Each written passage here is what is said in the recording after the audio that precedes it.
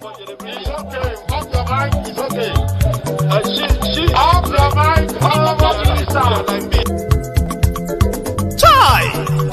Now wow, people wey suppose talk truth to power don't off mic.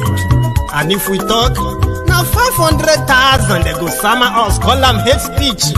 But fear not, Maiyegun don't come. Him go torchlight every corner, nooks and cranny of all these bad people where they spoil our country.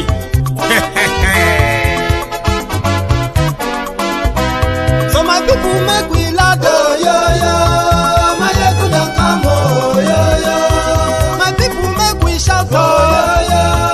Maiyegun don't come, oh, yo, yo. Maiyegun don't come, man of the masses, oh, yo, yo. Maiyegun don't come, oh, yo, yo. Maiyegun Diary Politico, yo, yo. Maiyegun don't come, oh, yo, yo. This one not the off in mind, oh, yo, yo. Maiyegun don't come, oh, yo, yo. And in the touchlight every corner, oh, yo, yo. Maiyegun don't come, oh, yo, yo. Okay, some people be they holla say they want the power. Chai. Them be promise us say we go get light and power. Nah. Them hustle sote they can't get the power. But now they know they do anything with the power. Every day, dollar just they get the higher power over naira. See them talk say make we off mind. But thank God say Maiyegun don't come. So my people make you loud, oh, yo, yo. Maiyegun don't come, oh, yo, yo. My people make we shout, oh, yo, yo. Maiyegun don't come, oh, yo, yo. Maiyegun don't come, man of the masses, oh, yo, yo. Maiyegun don't come, oh, yo, yo. Maiyegun Diary Politico, oh, yo, yo. Maiyegun don't come, oh, yo, yo. This one not they off in mind, oh, yo, yo. Maiyegun don't come, oh, yo, yo. Person where they do evil, no one make person talk. Them say that Maiyegun, that man too they talk. He too they talk. Say Maiyegun Diary, he they hot like pepper. But every day, then they take money in bulk. Woman picking, they the street they hawk. Still them talk say, make we no talk. But thank God say, Maiyegun don't come. So my people make you loud, oh, yo, yo. Maiyegun don't come, oh, yo, yo. My people make you shout, oh, yo, yo. Maiyegun don't come, oh, yo, yo. Maiyegun don't come, man of the masses, oh, yo, yo. Maiyegun don't come, oh, yo, yo. Maiyegun Diary Politico.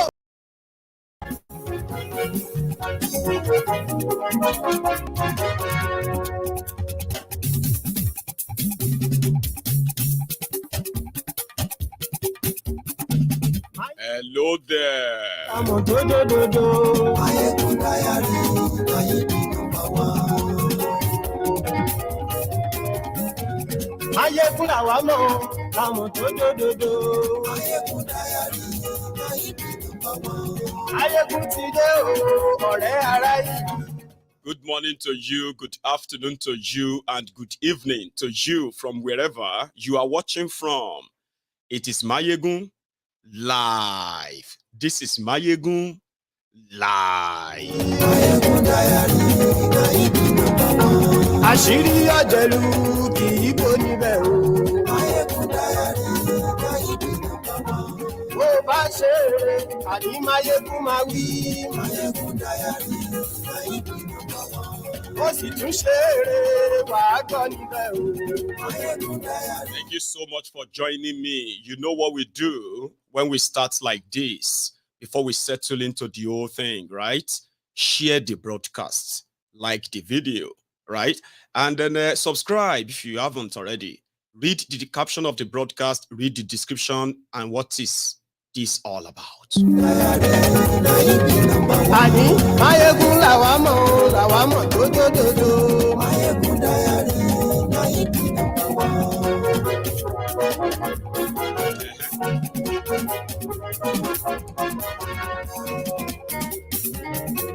Àní ẹ̀sùn ràkì. Maiyegun ti dé. Thank you. Maiyegun ti dé. Abba Kyari Maiyegun ti dé. is back. Maiyegun ti dé. If you don't remember much about him, Maiyegun ti dé. Àní ẹ̀sùn ràkì. Maiyegun ti dé. I will help you. You too. to remember. And yes, we like Maiyegun ti dé. oh, Baba Bewure. Maiyegun mami. And yes, we like Maiyegun ti dé. DJ. The social media celebrity corp, the leader of the underworld, a once projected future police IG of Nigeria, the drug dealer, Abba Kyari, Taylor, Hushpuppi, Abba Taylor Kyari is back. Maiyegun ti dé. Aṣòfin tí ń rúfin o. Maiyegun mami. And yes, we like Maiyegun ti Ami Olufunmilayo, you are welcome. Maiyegun mami. Director's Court, I cite you. Ọ̀jẹ̀lú ẹ̀ Súràkì. And many of you I can't really mention. Súràkì. Maiyegun ti dé.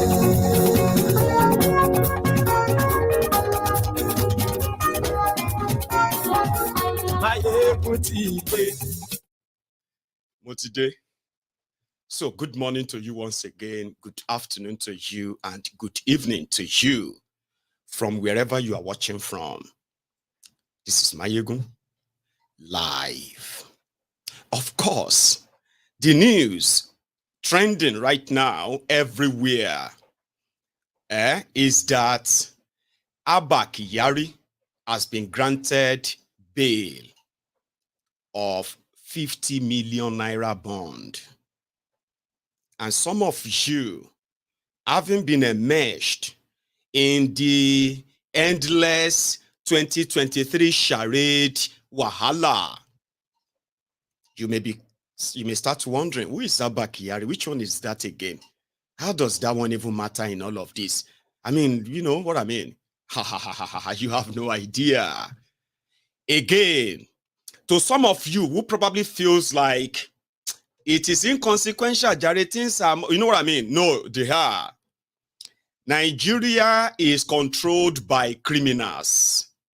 Nigeria has become a crime scene that, if anything legitimate should start happening in that place, seriously, majority of those who are parading themselves as authorities in Nigeria, they will end up in jail. Some of them, not just in jail, they will end up in grave for the crimes they are committing in Nigeria, the schemes, and at the same time, the consequences of all of this, which has put Nigeria in a very bad spot. And when you share any gene or any kind of relation with Nigeria, especially if you are a Nigerian fool, you know what?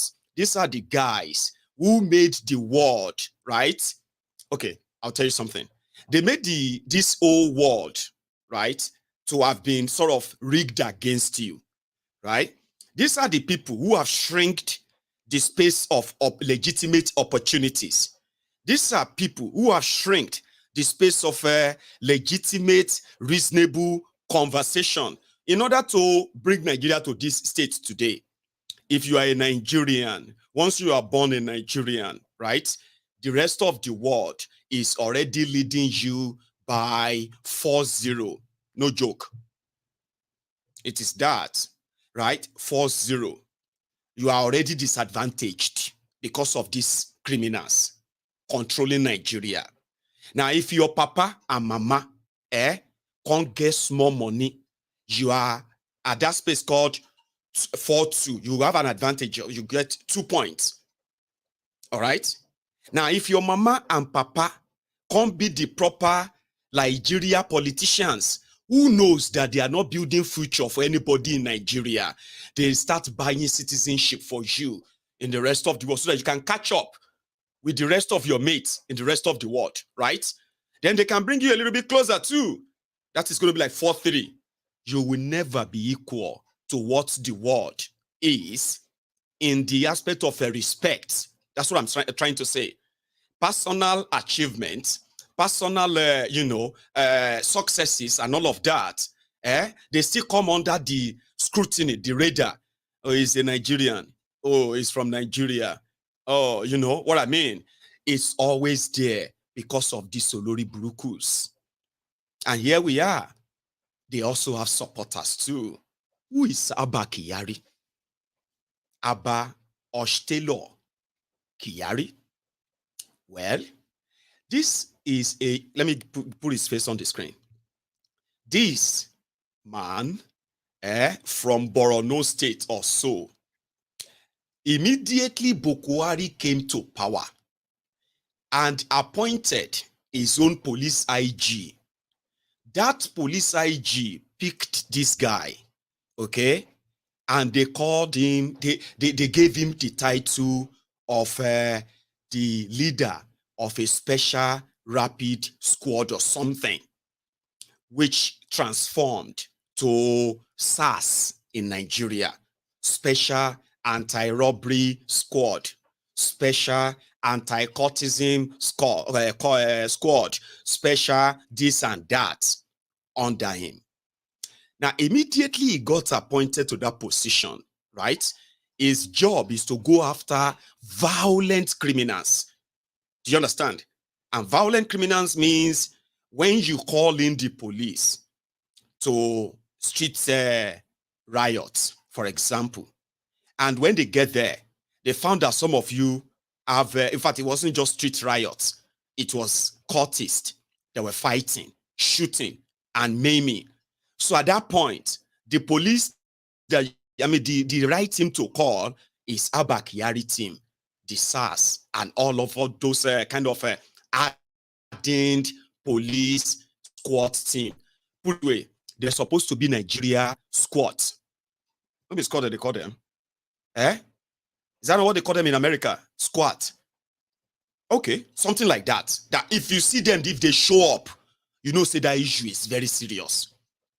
So they gave him the license to kill as well, which means in the discharge of their duty, if it becomes that they have to, in the face of danger that they have to protect themselves, if they have to take your life, so be it. They will not be probed that much.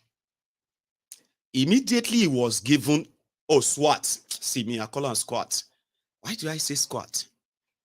I'm so sorry. They have so many names in Nigeria. Sometimes they are so confusing that, anyway, it was supposed to be SWAT, S-W-A-T, right? Anyway, immediately Abba Kyari got that label. Right.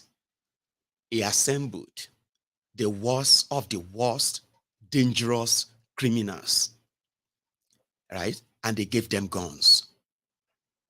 They are called, the power they gave to him is that he can operate in any state in Nigeria, and he is only responsible to one person. Like he will only report to one person, the person that appointed him, the police IG. No commissioner, no AIG, no police ranking chiefs or anybody in any part of Nigeria could question Abba Kyari. That was how powerful they made him. And it was immediately after that that Abba Kyari discovered Instagram, Facebook, and maybe later Twitter, but mostly Instagram. And not long after his appointment, we started seeing the proper celebrity corp. The man that is so good that he started capturing the supposed notorious kidnappers in Nigeria without shooting a gun. I'm telling you.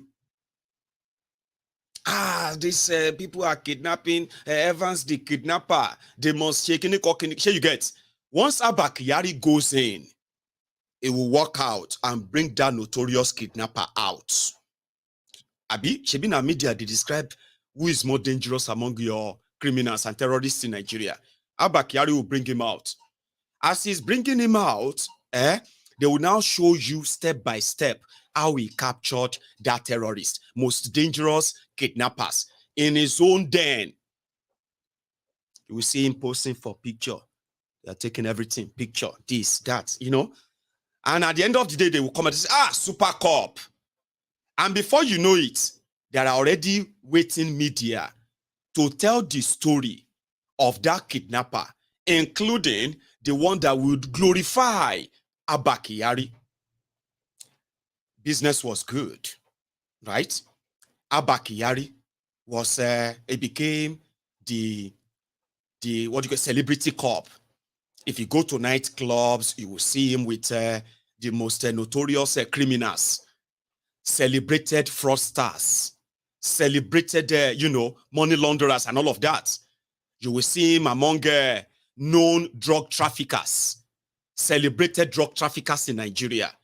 So Abba Kyari, not long after, Abba Kyari started putting his authority that is sounding like the clearance authority. If they see you with Abba Kyari, that means you are doing something legit. Anything people say about you, they are all just, they are just from enemies who don't like you. He wears the latest designers, from wristwatches to latest cars, and before you know it, he became rich, very rich. Around that time, there were people coming out.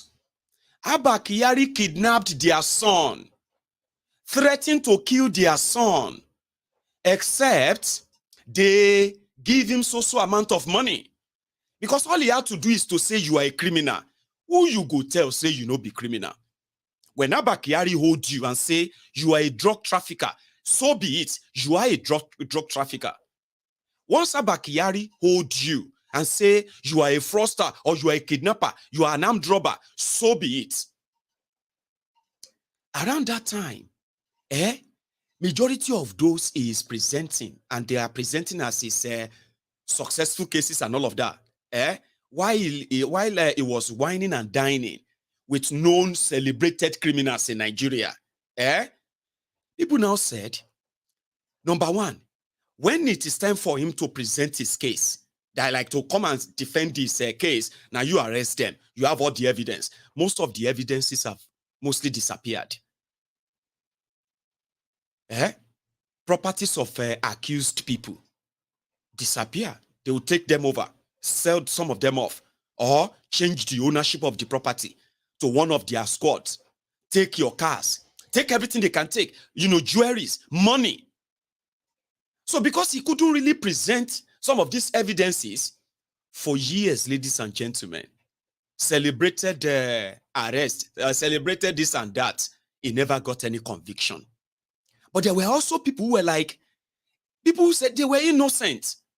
The reason why Abba Kyari took them to the media, mostly social media, with their pictures in handcuffs, dejected, right, is because they didn't agree to pay the money he asked from them. But typical Nigerians, shut up your mouth. They just want to spoil his name. It's just people, people who don't like justice. Buhari is working to clean Nigeria of criminals. Just say you don't like him. Maybe some of the people he is arresting are your friends. All of you who are destroying Nigeria, Buhari will clean all of you out. Then accusations started happening against the squad he is leading, SARS, okay? That not only they were twisting people, that they are accused of one crime or another. In fact, they are kidnapping people. It's like when police arrest you and they say, let me tell you something, we arrest you right now. So we arrested you because you are a Yahoo boy. And we know that you have properties, you have this, you have that. If you don't pay us, for example, we know you have 3 houses and you have 6 cars, and you have about 40 million in your bank. Now, here is the deal. We are going to take all the 40 million in your bank. You can make another money later, okay? You see those your 3 houses, we are taking 2 of them. Those your 6 cars, we are taking all the 6 cars. And if you don't agree, right now, they are drafting your statement. We are going to declare you as a kidnapper, okay? That you have kidnapped this, kidnapped that, this is your crime, okay? And if you think you want to fight that, we will kill you and we'll sell your organ. Imagine you sitting down there. They are reading what will happen to you if you fail to give this and that. Around that time, this is your life flashing through. This is not called. They will take you. They have places they call, excuse me. They have places they call abattoir houses in Nigeria, owned by SARS, led by Abba Kyari. When they take you to Abattoir, you are likely not going to come out alive. And if you do come out alive, they would have emptied everything about you, everything. And you should never tell the world what happened. So once they say they are going to declare you as a kidnapper, around that time, your case don't change be that. Okay? They will still take everything from you, and they will tell you that if they feel like, they will just kill you and take your organ. And they actually were doing that to people. So people that their properties, their everything were taken away by Abba Kyari and his squad, they started speaking out. But whenever they did, in fact, some of them started suing the police for what happened to them. We're not criminals. You know, business gone wrong. Abi? Then they will report you to Abba Kyari. From say you the whole person, they will turn your case to kidnapping. And before you know it, their media is ready to take your pictures, to blackmail you further. The purpose is not to prosecute you for kidnapping because they have nothing to show that you are a kidnapper, right? But it is to actually get you emptied, shake you down. You know that shakedown, Abi? But that was just those things they were using power to do that you will say, Abi? No. This was just the ones you were seeing on the surface, horrible as they are. But behind the scene, Abba Kyari was mingling, eating, dining with the worst of the criminals you can think of, including the politicians. You know why I said Nigeria is a crime scene? Because it is a crime scene, right? While this guy was doing all of this and the real crime he's committing were in the open, the rest of the media and Nigerians were like, leave him alone. Those are the people who are his enemies, like, la, la, la, la, right? So something now happened, okay?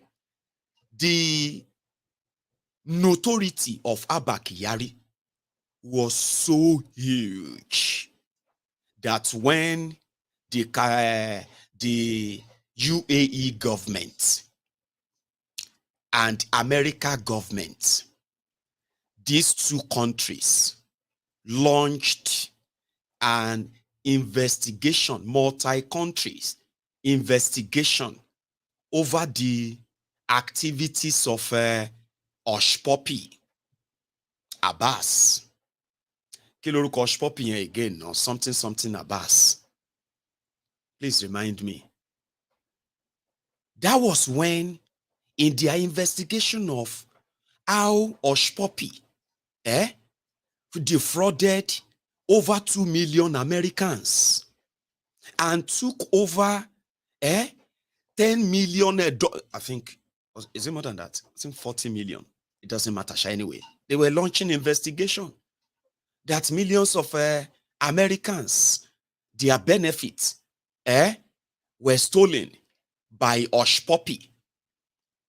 And in the process, they discovered that, in fact, it was a global syndicate that involves government officials, police officers, you know, here are bankers, banks, organizations, here and there.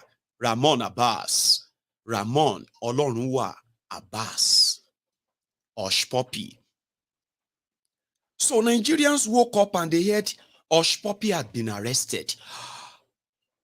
Celebrity Instagrammer. What happened? They knew he's a fraudster. Everybody knew Hushpuppi was a fraudster. Okay? But there are those, he has his own fans, millions of them on Instagram at the time. Okay? Right? Like you have Davido and all of those artists, superstars. Hushpuppi was like superstar as well. Okay? And he was telling them, they said he was dealing on jewelries, real estate, stock investment, but they know say him be fraudster, okay? Everybody knew. But however, as a celebrity at the time, he caught everyone unaware, like, how did that happen? What really happened? Now, when FBI started releasing documents, and they started releasing details of how Hushpuppi carried out all of this scam, that was when Abba Kyari came into the investigation. Oh. And you know that when you no go do half investigation before they see, even if they have to give you money, they're okay, you know what? Maiyegun, we will give you $1 million. That $1 million now bait. We want these guys to bait you and collect that money, pay them that money so that it can help us to nail them. We don't get other things we wanted. We want to catch them in action. Go, go, go, go. Apart from everything we have, they will pay the $1 million. Oyinbo, you know that, Abi. At least all of us, they watch all this Homeland, Blacklist. What are all these investigative American series and movies? You know now, Abi, and even in real life. So they didn't disappoint. To the point that when they mentioned Abba Kyari, his role is not just that he was a friend to Hushpuppi. No. He actually played a role in scamming a victim of over $500,000. That victim self, no be Oyinbo, no be American. Be like say the person na Qatari, abi na Jordania, abi something like that, sha. But when that popped up in their investigation, they discovered that this person that we just discovered is now celebrity cop in Nigeria, future police IG of Nigeria. So they now release details. What are the details? Hushpuppi was pulling a scam, and that scam involved other people. Okay? So one of them happened to be Hushpuppi's friend, Lawrence. Now, Lawrence, who happened to be the one in charge of that client, that victim, all right? He was not in good time with Hushpuppi around that time, okay? And Hushpuppi was following that victim, and the victim was about to pay. Now, if Lawrence should interfere, because Lawrence started talking to the victim, that victim shouldn't pay Hushpuppi, that Hushpuppi is a scam. You know, like telling the Mugu that, see, don't pay again, don't pay, oh, this is a scam. To revive that job, and that Lawrence was in Nigeria, Hushpuppi was in Dubai. Do you know the first person Hushpuppi called? Abba Kyari. Officer, I have a problem. What's the problem? I have a client that is about to pay, and there is this boy in Nigeria that is trying to stop that client from paying. I need your help. I need you to organize and just take him. I want you to help me arrest him and lock him up. All these text messages, phone call, all this information were released by FBI. These are not just news, so they were documented, court documents that stated their relationship. So what did Abba Kyari do? Abba Kyari called these boys. And like I told you, SARS generally is mostly populated by cultists, ex-cons, like former prisoners, all right? Armed robbers who have been to prison, because they believe that the hardened criminals are better suited to go after hardened criminal, but they didn't. They started going after innocent people, checking phones, robbing them, emptying their bank account and all of that on the streets. But this one is bigger. Hushpuppi, the head of the whole scheme, was involved in much bigger things than just SARS taking your money or taking your kidney. In this instance, right, Hushpuppi needed help. And the first person Hushpuppi could call was a police officer in Nigeria to help him arrest his co-scammer, lock him up so that he could finish the job. And that's exactly what Abba Kyari did. He called his boys and they went hunting for that Lawrence guy. When they finally caught him, you know what they did? They thrown him into solitary confinement. No food, no nothing. After 2 days, the young man nearly passed out. Now, FBI, they tell us all of this. So FBI, they tell us this in their document. So when the young man nearly passed out, Abba Kyari contacted Hushpuppi and said, see, we need to take him to court.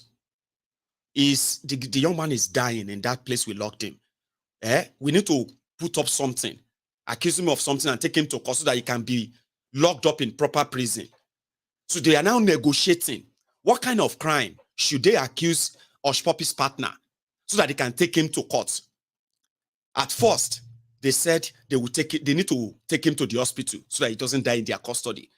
It was Hushpuppi that was saying, no, he won't die. You know what? Let's just look for anything that you can just take to the judge and say, you know what I mean, that they can lock him up. So with the arrangement, they took the young man to the hospital. When they returned him back, Abba Kyari informed Hushpuppi, we have taken him to the hospital, okay? And as it is now, how far with the job? Do you think we should still keep him? Or we should just let him go? I don't want him to die here. Even though if he die here, it's nothing. Well, I just, I don't know. Meanwhile, as Abba Kyari was doing the bidding of Hushpuppi, Abba Kyari and his boys, they don't enter Lawrence properties. Bank account, any house, any gadget, jewelry, anything they found, cars, they don't enter them already. They have already taken everything over. Sure, you get. So it was then that I was like, okay, they've begged me. Hushpuppi now called like after 2-3 weeks, said, you know what, officer, let him go. By then, the client has already paid over $500,000 to Hushpuppi. That was how Abba Kyari got involved in Hushpuppi's scam, and they wanted him. It will be needed in America. He has been part of a global scam, and since Hushpuppi will be extradited to America and will likely spend up to 20 years in jail, right, Abba Kyari, the police officer in Nigeria, will also need to be extradited for his crime. Because when they were doing all of that, Hushpuppi was paying Abba Kyari. Now, when the news broke all over Nigeria, Ironi is a lie, his enemy, he cannot be extradited, he's powerful, nobody can take him. You know, it became the North versus the Southern Nigeria battle. No joke. People were fighting themselves. Shut up your mouth. What did he do? He was just, is that not the normal thing? Is it the one that told Hushpuppi to go and defraud people? It was like that fight, Sha. They no go take him. They go take him. They no go take him. Okay, government, what do you say? FBI, American government wrote Buhari's government. This guy has committed a crime against the United States of America. Money laundering and then actor committed fraud, scam, this, that. No, you cannot take him. What happened is that Nigeria law said, they started shy. The police said they will need to investigate. Nigeria police will investigate if Abba Kyari is guilty. I don't know what happened. People said nothing is going to happen. Then the next thing they said, he's been suspended until investigation is done. So, Abba Kyari's brother, we no get job, that is living as his brother is celebrity on Instagram, he himself became a celebrity too, flaunting expensive wristwatches, expensive automobiles on social media, expensive houses, like, mansions. These are properties of the people that are supposed to be evidence. Okay? So immediately this story broke up because, it's true. Some people who lost their land to Abba Kyari in Abuja, here and there. This person where Sabi catch kidnappers who came from Borono. How come he no catch Alaji Shekau at the time? They say, na popo, na drama. It was in fact working on more things. What are the more things, Baba? It didn't take long. We don't know what happened. Breaking news. Suspended Abba Kyari has been arrested by NDLEA as a leader of drug dealers in Nigeria. He is also into drug dealing and drug dealers. The money Hushpuppi gave you, that you said Hushpuppi, because FBI gave evidence, bank account of Abba Kyari, when Abba Kyari gave a bank account of one of his officers to collect the money from Hushpuppi, the details was in that FBI document. When they asked him, and they confirmed the transfer of the money between the two of them, Hushpuppi and Taylor. What did Taylor say? He said, Hushpuppi loved his native dresses. All of the kaftan, babariga, and all of these things that he wears on Instagram. This vivid imagination, the only designer of our generation, that kind of thing. Babariga, design cut and all of that on Instagram, fashion Instagram. He said that was what Hushpuppi saw. And Hushpuppi said, how much did it cost? How much does it cost to have all those design, those lovely, nice outfits? So Hushpuppi paid him to get him the same wears that makes him a celebrity cop on Instagram. That was where the name Taylor came from. He said Hushpuppi gave him money to get him, that, right? Ewotuni drug dealing. We have heard about organ harvesting. We have heard about the shakedown of the citizens. Which one is drug dealing again? Hey, they don't come. I remember some of my friends said, they were like, Maiyegun, they don't come. They don't want me to extradite him to America because the guy said if they take him, he was going to tell every secret of all the people in Nigeria. Say small thing, Nigerians. They say, imagination no go kill some of you. I remember that time when Hush Taylor was wanted by the FBI. Okay? And I know people who actually sat, on this same social media street too, and they wrote a whole script of what they said is a secret. What are the secrets? That even though FBI is looking for Hush Taylor, that Hush Taylor is deeper in crime and is a witness to so many crimes of those who are politicians in Nigeria, governors, senators, reps, and the rest of them who are also leaders of different underworld criminals too, criminal gang. So they said if Hushpuppi believes that he must be, Hush Taylor believes that he must be protected, that if they allowed him to be extradited to America, that he was going to mention the names of people and what they have done that Nigerians don't know, especially hopeless Uzodijo of Imo State. Vivid imagination. I wish I have that tune. The only is, imagination no go kill you. So immediately the news broke that Hush Taylor has been arrested for drug, whatever. Maiyegun, you remember I told you they will put up something. Remember they said they want to investigate. They are not investigating anything. They want to buy time. Then they will put up something that will just look like he has a case to answer here. So first, he must answer the case here before going to America. But Baba, how come they can't agree saying a drug dealer? They go come put them inside. See, Baba, all that thing I wash. Anyway, like I said, there were so many stories that popped up when that came out. Some true, some not. Some imagination, some hallucinations. Anyway, Hush Taylor is into drug dealing. They said NDLEA has been doing some sting operation to discover the people that have been taking evidence from their locker rooms. And what do you think will be the evidence, the most important evidence inside NDLEA evidence room? Drugs of every kind, of all kinds.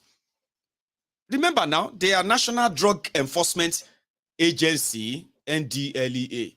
Okay, National Drug Law Enforcement Agency. I've been Drug and Law Enforcement, whatever.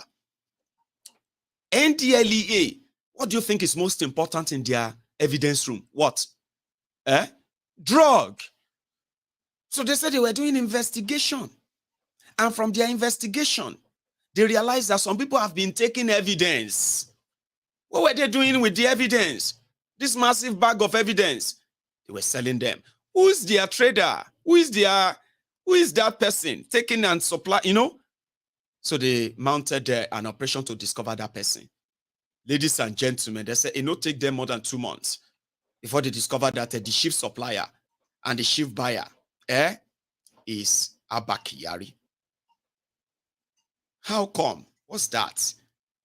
This is a celebrated police cop in Nigeria, the future IG, Police Inspector General of Police of Nigeria. Kilo nshele go. Waiting the SOP. How they go call talk say? I mean, how can go can't say they too low? This guy is everything. He has the license to kill. He's like a law to himself. What do you want to take drug do? There are other big things he's involved in. Remember? Oh yeah, give us proof. So there's the NDLEA now gave us this. March 2022. March 2022. They gave us this evidence of person where FBI they look for. Is it they good? I mean, so because say they're on suspension now, he just switched to other business, drug dealing. He can't they deal drug with NDLEA? Ogolo go criminal lele. He was telling the NDLEA staff that this is how we do it. You know, if I do any drug bust, it's not NDLEA, it's not EFCC. But if Abba Kyari bust you, you're a Yahoo boy, or you do a business, they say the transaction no go through. They can't report you say now fraud. No be EFCC go come, Abba Kyari come. Now from that moment, you go no say you are already dealing with people, person if it turn you to kidnapper or armed robber in another 10 minutes. So if they say drug dealer, this person had strong drug dealer, Abba Kyari will come. Everything they found out with you, the drug, everything, he will take them, go and sell it. That's what he does. Remember, there is another part of the story I'm going to tell you, but I'm coming to that. So this guy don't turn to Onokon Waja to differ from Taylor to Tabere. Sorry if you don't understand Yoruba. You know, the talk say, no be one entrance, enter market. Abi? And that is why you will see a tailor, somebody who is a tailor.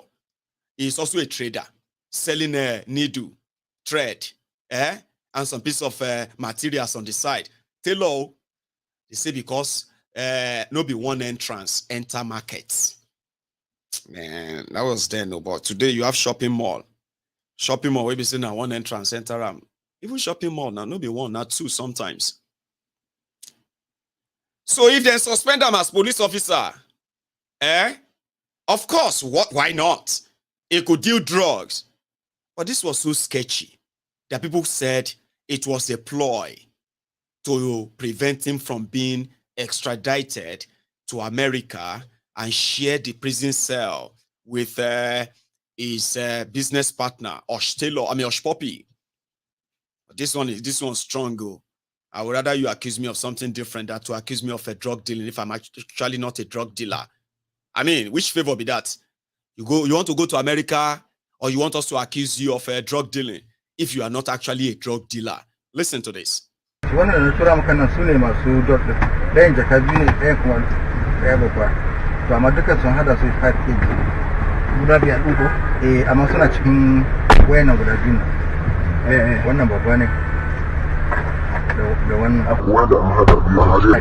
ga ɗayan hada But when logically it's up to 25. Educa is 25. But when the smart soon 5. So soon as I testing. Question you now.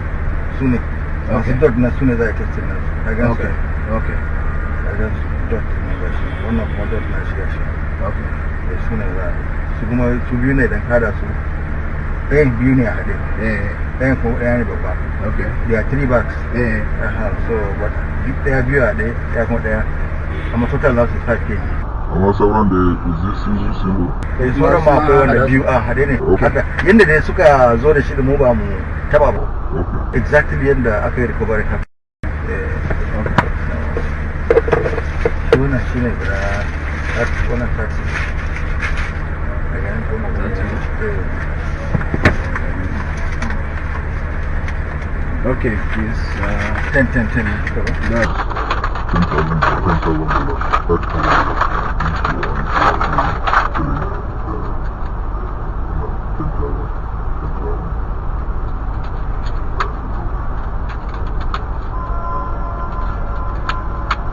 This is 30.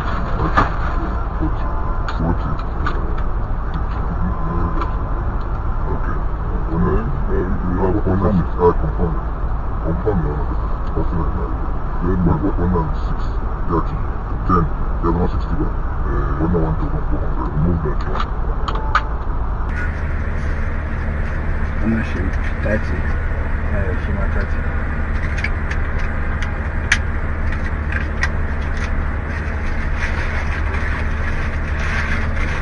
I'm not 13.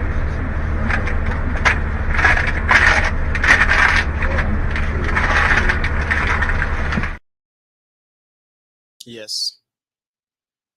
So that was the sting operation of the NDLEA, where he was giving thousands or tens of thousands of dollars to this NDLEA undercover agents who gave him drugs.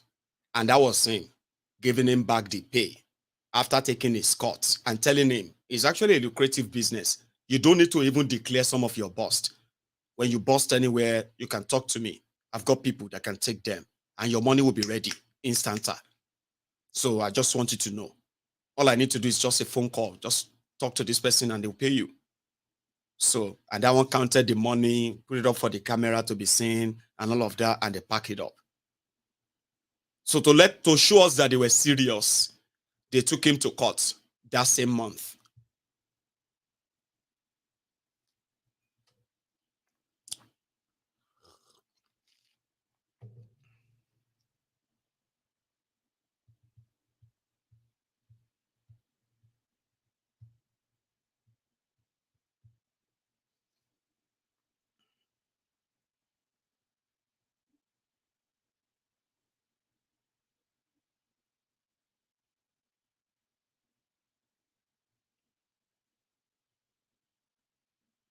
Yeah. So from that moment, there was no point in publicly defending him. Some of his fans who stood up to defend him during the FBI wanted their list. They lost their mojo from that moment.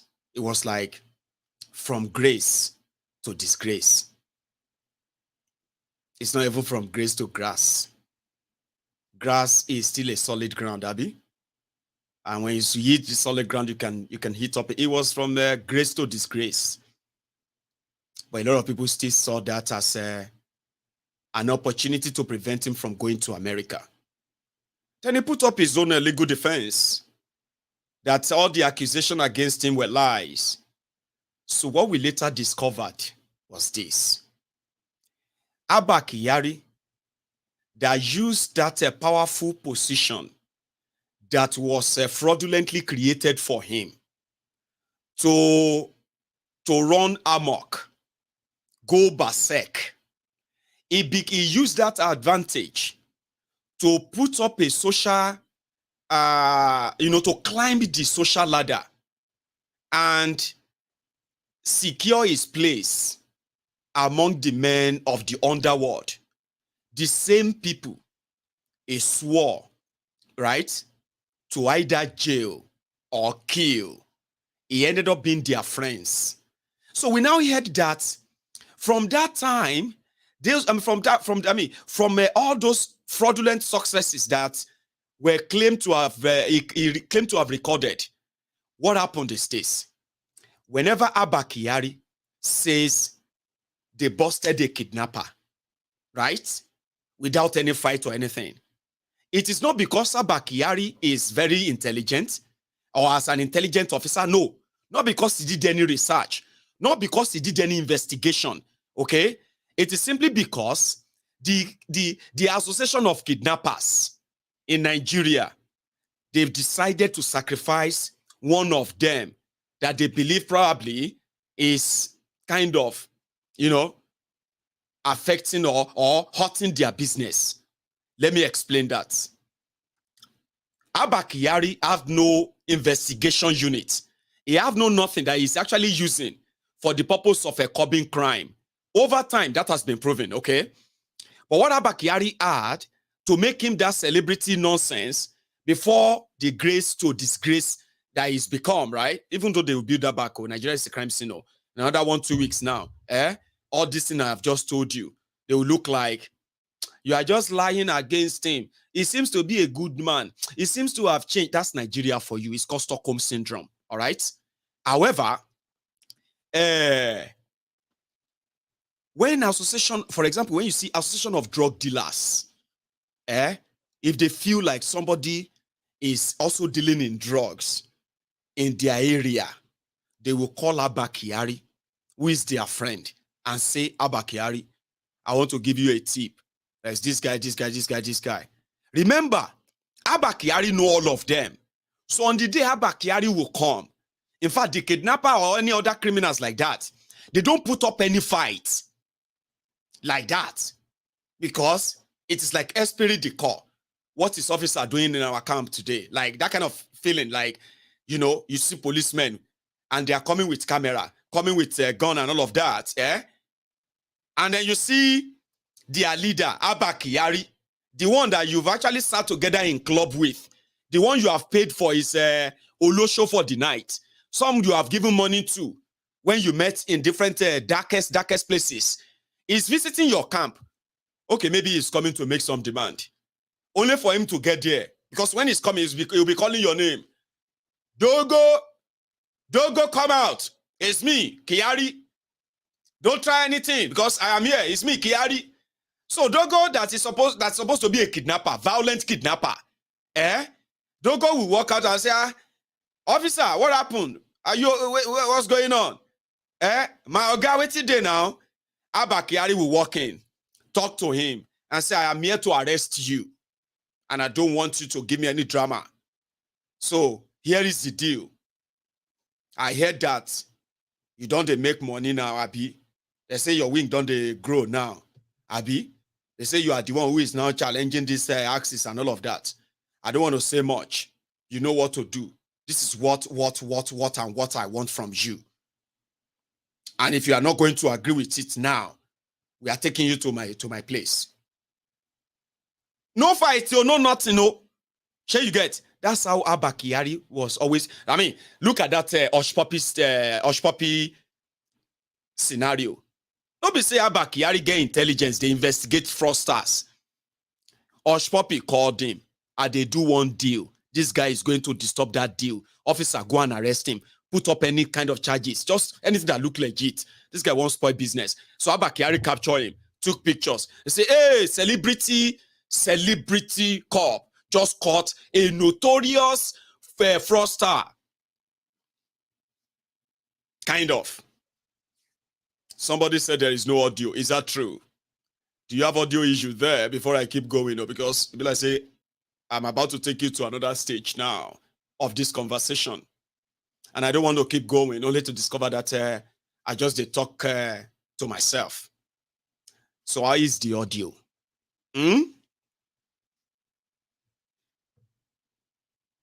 No issue with the audio, right? If you have any issue with yours, you know what you should do. Just come out of the app. that you're watching from, either on Facebook or on YouTube. Come out of it, all right? And then go back in. It will be perfect. So we discovered that it was just criminals giving, giving a tip-off on their fellow criminals. And for Abba Kyari, they are all good for the gram. You don't do them again, no. Have you seen waiting Abba Kyari and his team? This guy, they organize award for him. Award. The excellent, the best police officer of the year, the man that is keeping us safe in Nigeria, the future IG of Nigeria, very, very excellent and brilliant. Meanwhile, Nigerians are being kidnapped in their thousands in northern Nigeria.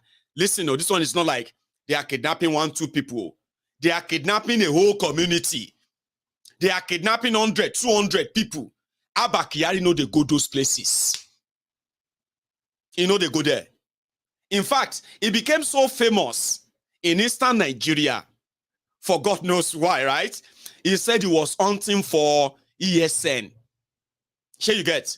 So they started targeting Igbo traders, Igbo businessmen in eastern Nigeria. They will come to you. Abba Kyari arrest you. You are IPOB. You are ESN. Now, 50 million. Oga, no be IPOB. Oga, no be ESN. I be trader. Ask people around. Now here be my shop. Now my family be this. Another. Listen, we are here to capture ESN and IPOB. And you are one of them. 50 million. Or tomorrow, we'll tell the media about you. A lot of you don't know the damages this guy has done to the people's lives. Northern Nigeria, where they are kidnapping people in their thousands, they are not the territory of Abba Kyari. Because that will mean it will be going after the real kidnappers, real terrorists. His own real mandate to go after violent criminals. But no, Abba Kyari is so famous in southern Nigeria, especially in eastern Nigeria. So if that trader failed to pay that money, Abba Kyari will display him and other people by 7 a.m. tomorrow morning as captured ESN, IPOB.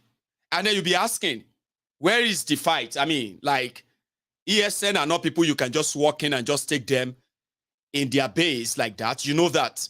How did you do it? Where is the fight? No fight. It's because those people are not paying.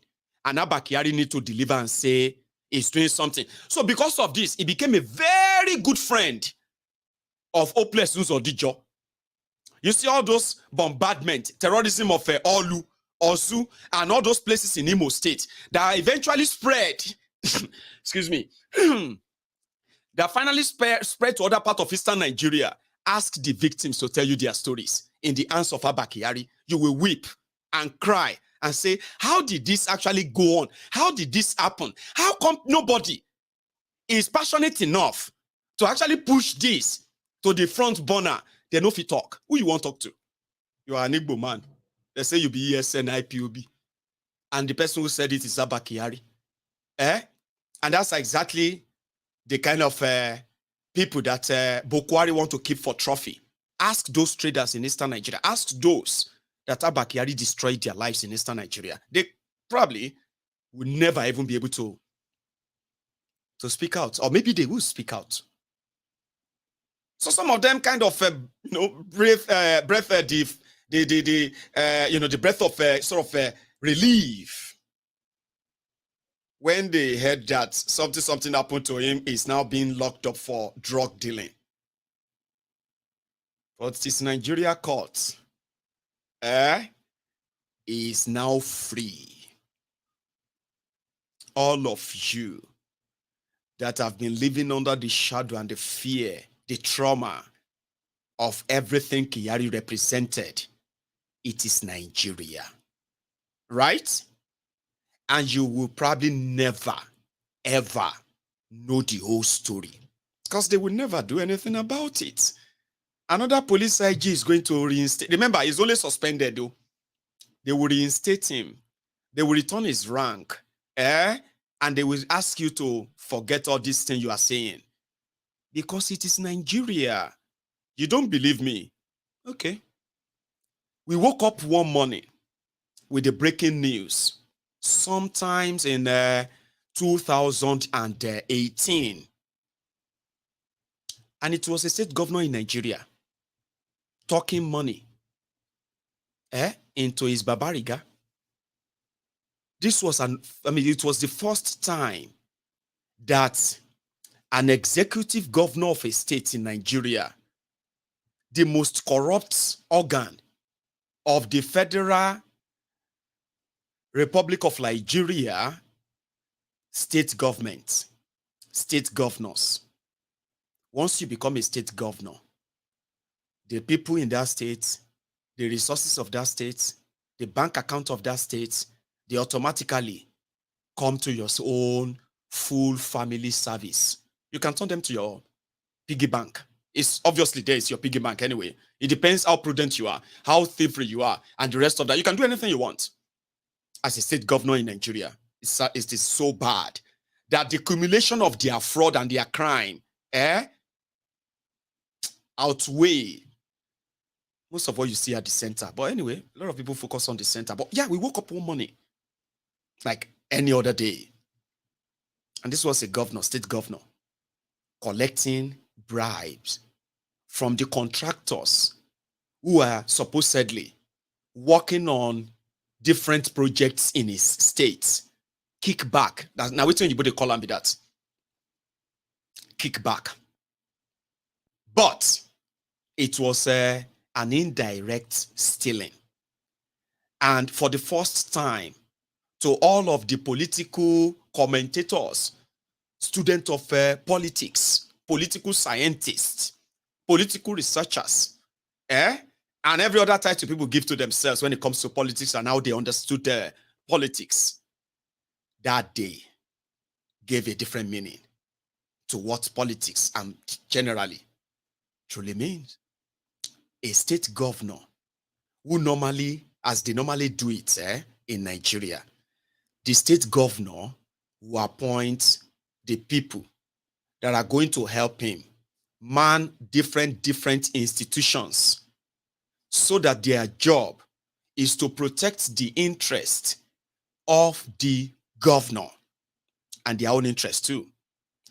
And in governance or in government, the place, or let me say, the art of government anywhere in the world, I want to believe, excuse me,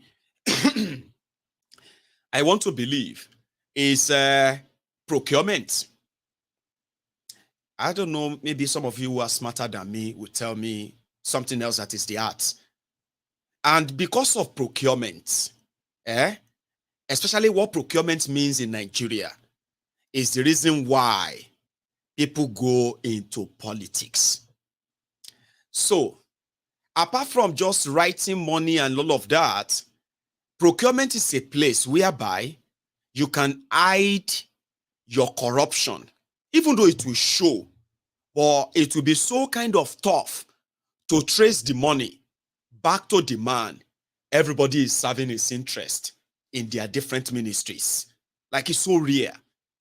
Procurement, they want to buy this, they want to issue, they want to do that, they want to construct this, they want to sponsor this and that, yeah? Everything will then come to allocating money for them. We need a 10 cup of tea, right? And then each cup is going to cost us 1 naira. So that means 10 is 10 naira. Procurement, they will say, because of their fraud, they will say they need 100 cups instead of 10. And instead of 1 naira per cup, they will say it's 10 naira per cup. So instead of spending, instead of spending 10 naira on the cups, they will be spending 1,000 naira. How do they get their money back? You know the drift, Abby?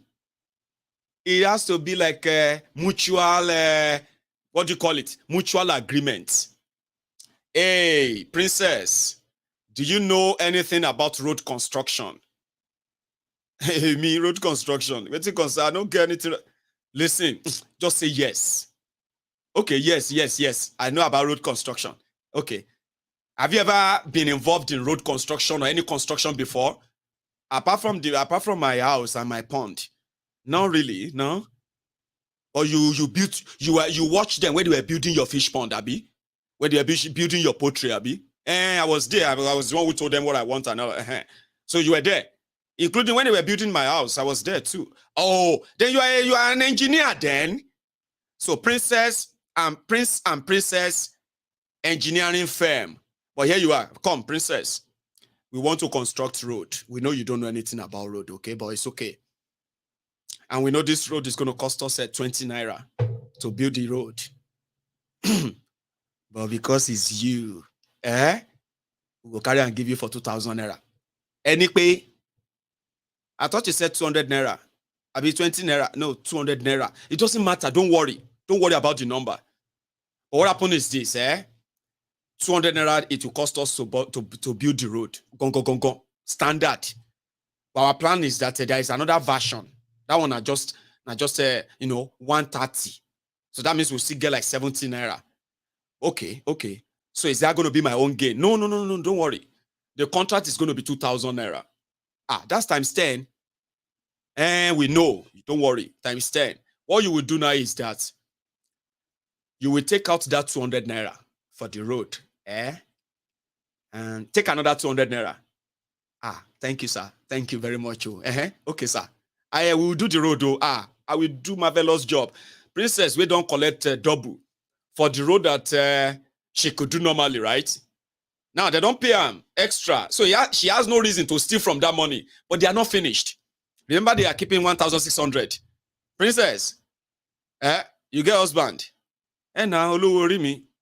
In fact, I'm even thinking that maybe, I'll just make him the manager of my new construction company so that I can pay him some money too. No, it's okay. Give him 200. Anyway, give your husband 200. You are so generous, so Mr. Governor. Thank you. Hey, thank you, sir. Good. Yes, sir, but it still remains 1,400. You get daughter. Do you have son, daughter? To the glory of God, I have 3 kids. 3 kids. Give them to 200. Miracle no dey tire Jesus. So only me this year. Sir, anything you want make I do, I will do. Anything, sir. The remaining 600, the remaining 800, bring it cash to my office. I have other people I will give. 200 naira road. My son don't collect 200. My 3 sons have collected 600. My husband don't collect 200. Me don't collect 200. We don't collect 1,200. Hey! Thanksgiving, yeah. For the first time, they took the cash, his own share. They took it to his office. Ladies and gentlemen, let me say it's nothing to the shock people anymore. I just want to make you remember that Nigeria is a crime scene. And if you pretend even if you pretend forever, reality will always kind of remind us. Gandola, the Babariga mobile banking CEO of Kano, ladies and gentlemen. 145,000. No.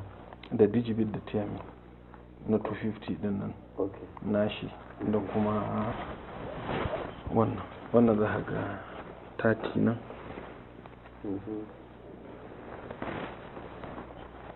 Number 30.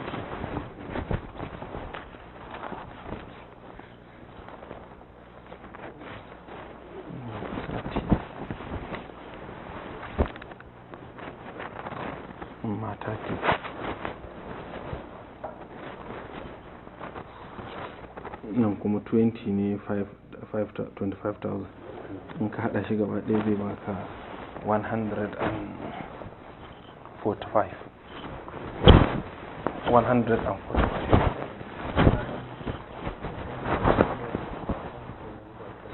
yawa 145 daman kudin zai kama 250 da aka bashi in ka buga 15 din zai kama 37 million 500 sai kuma ba kuma wurin cilici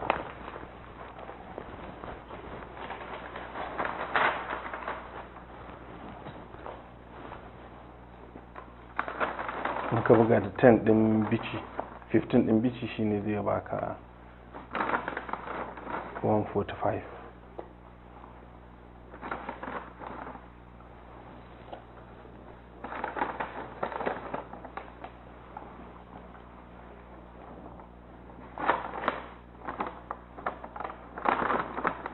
Ai abin nashi ne kan sai dai hakuri. MD ya ce kuna da meeting karfe 9 ko? A ran baka kaje ka kwanta. After that, he probably will say, Alhamdulillah, Alhamdulillah, Alhamdulillah, Rabbil Alameen. And if you check his time, he will say, it's almost 2 o'clock. I need to go and pray. Get me my age, my prayer kettle. I cannot miss 2 p.m. prayer. Oh, yeah, tell the driver that we are ready now. He just committed. That's what they do. That's who they are. You know what happened after that? Wala babere. Before Gandola, Kano people, Kwakwanso, they started an agency like EFCC. They call it Anti-Corruption, blah, blah, blah, blah, Agency of Kano, just to stop governmental corruption. When Gandola came in, Gandola scrapped them, sacked all of them, sold the house, the court office. And he started. Everywhere you go in Kano, it was like you will see construction everywhere, road to nowhere. They build roundabout will look like mosque. That when it looks like mosque, they have to say they need to demolish that because if they say cross there on top him, Jesus cross is on top him. You're not supposed to get Jesus cross. All of this were his own way of the looting, the kickback, and the rest of that. And guess what? The people of Kano became poorer. They don't like to, people will say, we are not poor. What do you mean? We are weary. Sure. And this happened under the man that was fighting corruption. At first, the State House of Assembly, they were so angry. How dare you? How dare you record the governor collecting bribe? Do you not know that what you just did is against national security? You are trying to put the life of the governor in danger. You recorded him collecting bribe. What is your intention? You want to throw Kano State into chaos. This is unacceptable. We cannot accept it. This, do you know, can you not hear yourself? Gandola is in danger for collecting bribe. What about the people that they stole it from? What about the poor of the poor? What about women and children? What about these Alimajiri children? Are their lives not in danger? No joke. They declared the journalist that published the video wanted. Yes. How dare you? You want to cause national security? You want to get Kiniko? Egbamike. Now, so the accused, they chased the accused out with evidence and everything. Even when they asked Bokwari in 2019, Bokwari, you are fighting corruption, and you see this Gandola thing. Though. What are you doing? How are you coping? This guy, see what? We've never seen anything like this before. Do you know what Bokwari said? Oh dear. The lifeless may God. The president of Nigeria. The way that pretended to be fighting corruption. Watch this. I don't know the extent of technology used, and I can't understand it. Now, because the State Assembly has taken it, they have gone to court. I decided, not to talk about it, and the State Assembly, constitutionally, they could have dealt with that. But then again, the matter was taken to court.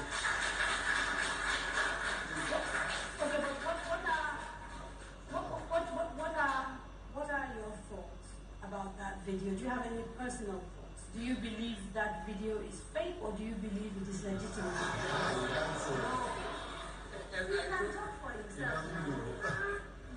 As I told you, I have seen the clip. I don't know how much technology was used, but can Ganduje fail to trust somebody to get the money to him? He has to take it directly himself, smiling. I honestly am completely overwhelmed, and the system has given me some relief. It is in the court, it's in the state assembly, so let them as much as possible deal with it.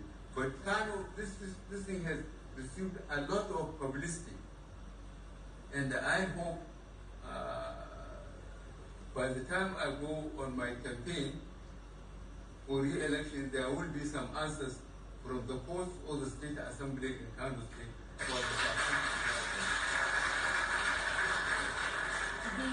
The final question, Mr. President, that I read earlier has to do with the military retirees.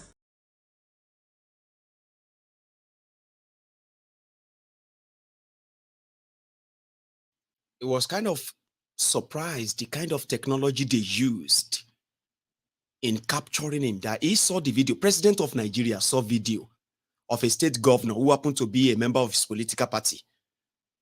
And he was questioning the kind of technology they use. What kind of technology did they use to be able to capture all of that videos? The video is up to 8. Collection of that bribe is not just one. So there were sometimes that when they gave him the bribe, Gandola had to remove his cap. Like, Ọlọ́run ọba, Allah Bangiji. He removed cap to count the money. The president, Mr. Corruption Fighter, said he was wondering what kind of technology they used. Then he was also wondering that, could Ganduje not ask somebody else to take the money? Why must he collect it himself? That he was wondering. They clapped for him. Chibi, you hear that? They clapped for him. He said,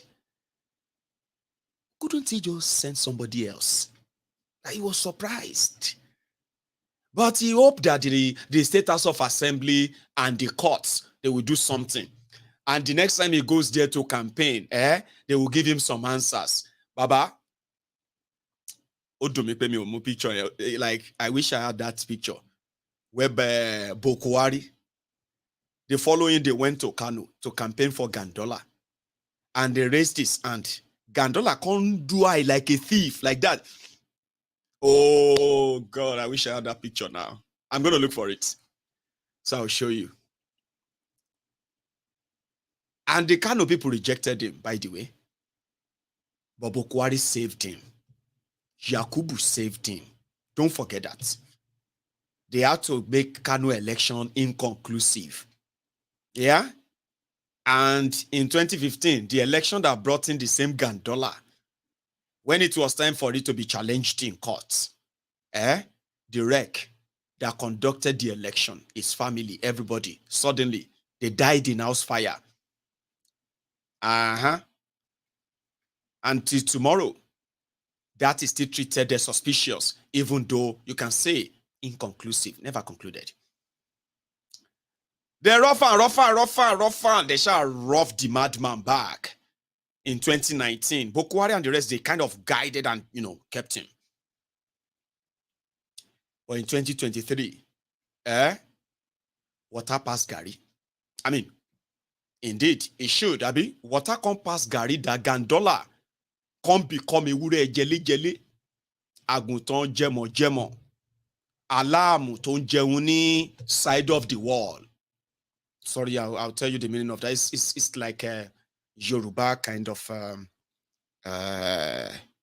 expression when you want to talk about somebody like that too, who once wield power to commit all these atrocities, only to end up as somebody who is now peeping through the wall, hiding here and there from those he believe are coming for him.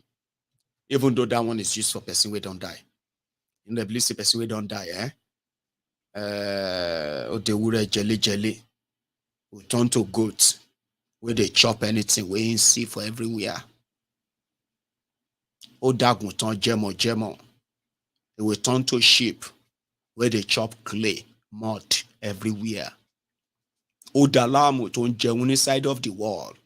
It will turn to lizard, a wall gecko that is feeding on insect that ever lands on the wall.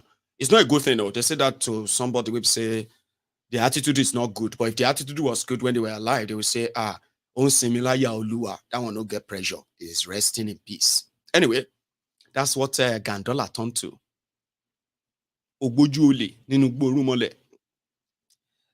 Because it couldn't somehow consolidate the scheme he pulled in Kano, the damages and all of that. This guy was selling government lands, public land, public buildings at cheap prices to his family members, his political associates, just few days before the end of his tenure. Immediately he did that, he ran away. So while I don't know now, the person who took over from him, that one is another Aja Digbolugi. What that one is determined to do is to, I don't know, is to naked the Gandola, and make him face the consequences of his actions, starting from the Babariga mobile banking establishment. So what happened? No, even starting with that, I think it started with taking back everything it took, properties, cars, and everything, right? Land and all that, demolishing this and that everywhere, right? Now they're going to the next stage. They have reinstated the anti-corruption squad in Kano. And the anti-corruption squad in Kano, from what I heard, they're no different from the anti-corruption squad of the federal government of Nigeria, willing tool. But this one seemed like a karma that is well deserved. I don't know. But now they are looking for Gandola. They said they have gone to review the videos that exposed Gandola and what he did. And the anti-corruption squad in Kano, they are like, what is it they call those people where, I don't want to call them Taliban. Those ones where they break bottle, beer bottle for Kano. For northern Nigeria, those Sharia mad people. What's their name? They have name for them. Isba. I think they are called Isba. Isba. Isba, Abi. Isba. You don't say where Isba call your house. Isba leader. Now logo guru. But if Isba leader come to your house to arrest you for drinking alcohol, the entire community would think, say, you kidnapped somebody and locked them in your house. You've committed a serious crime. The way they will arrive. They say that's how those anti-corruption people say they do. You know, say when you mix anti-corruption plus ISBA, and then you can't put the hypocrisy as the sellotape, combine them together. You know how they work? Go be like say that they work like people will say, now them go that they call is it they call them again a karma. So they are looking for Gandola now. Because of this, Gandola has stayed away from Kano. That they cannot come and arrest him when he has a Kolu as the press idiot. They say Gandola right now is open that at least they will announce his name as a minister. That can give him a little bit of a space. Or somebody said, Kwakwansonko. What about Kwakwansop? If they give Gandola minister, what did they can do with Kwakwansop? I don't know. You shouldn't ask me. I'm only saying that something has to happen. Or else you go see Gandola in handcuffs. So I'm not joking. They are hunting for him. They go capture him like see them capture, what do you call it? Like then capture dog. And it is dog eats dog. It will always be to what? To our own entertainment, won't it? Just like this clown. Momodu Yakubu. The shit that Momodu Yakubu popped out called the 2023 election or charade. The stench of that is what we are still dealing with, Abi. In fact, it was like popping out a stench, a poop, right? That is not just a poop, it's like a time bomb, okay? And once it explodes, like they say, poto, I eat with my rod.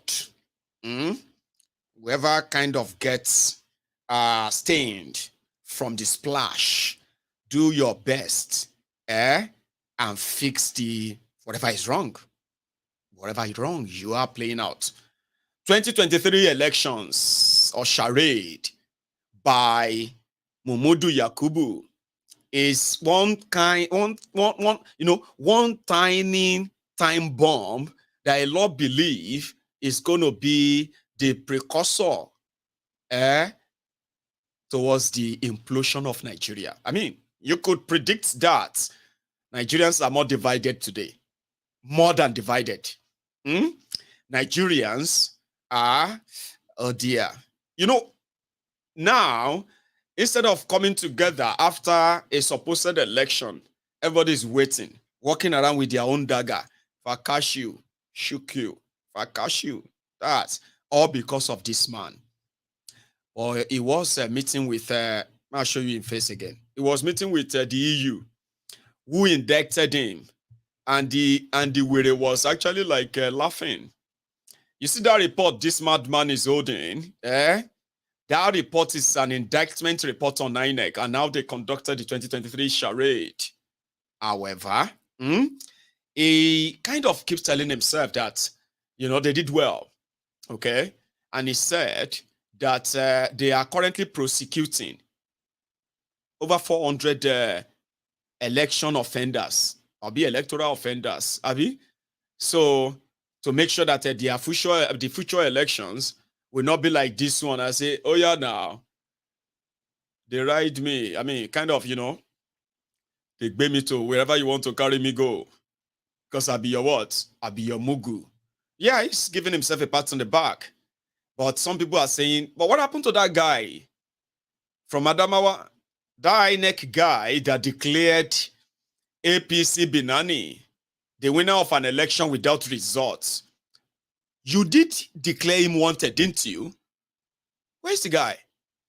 Is he not one of those you are prosecuting? No, I didn't ask him. I was going to ask him. Because you know what? I know where he is, right? He's not wanted. Nobody is wanted for 2023 election. Nobody is being prosecuted for 2023 elections, okay? Because somebody will declare somebody winner without election results. He don't go Mecca. So, you want them saying go Mecca, go do it.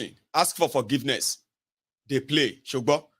Now, so all these rogues and criminals, right? Thieves, usurpers, lawbreakers, they are also religious fanatics too. You know what I mean? They are the alajas.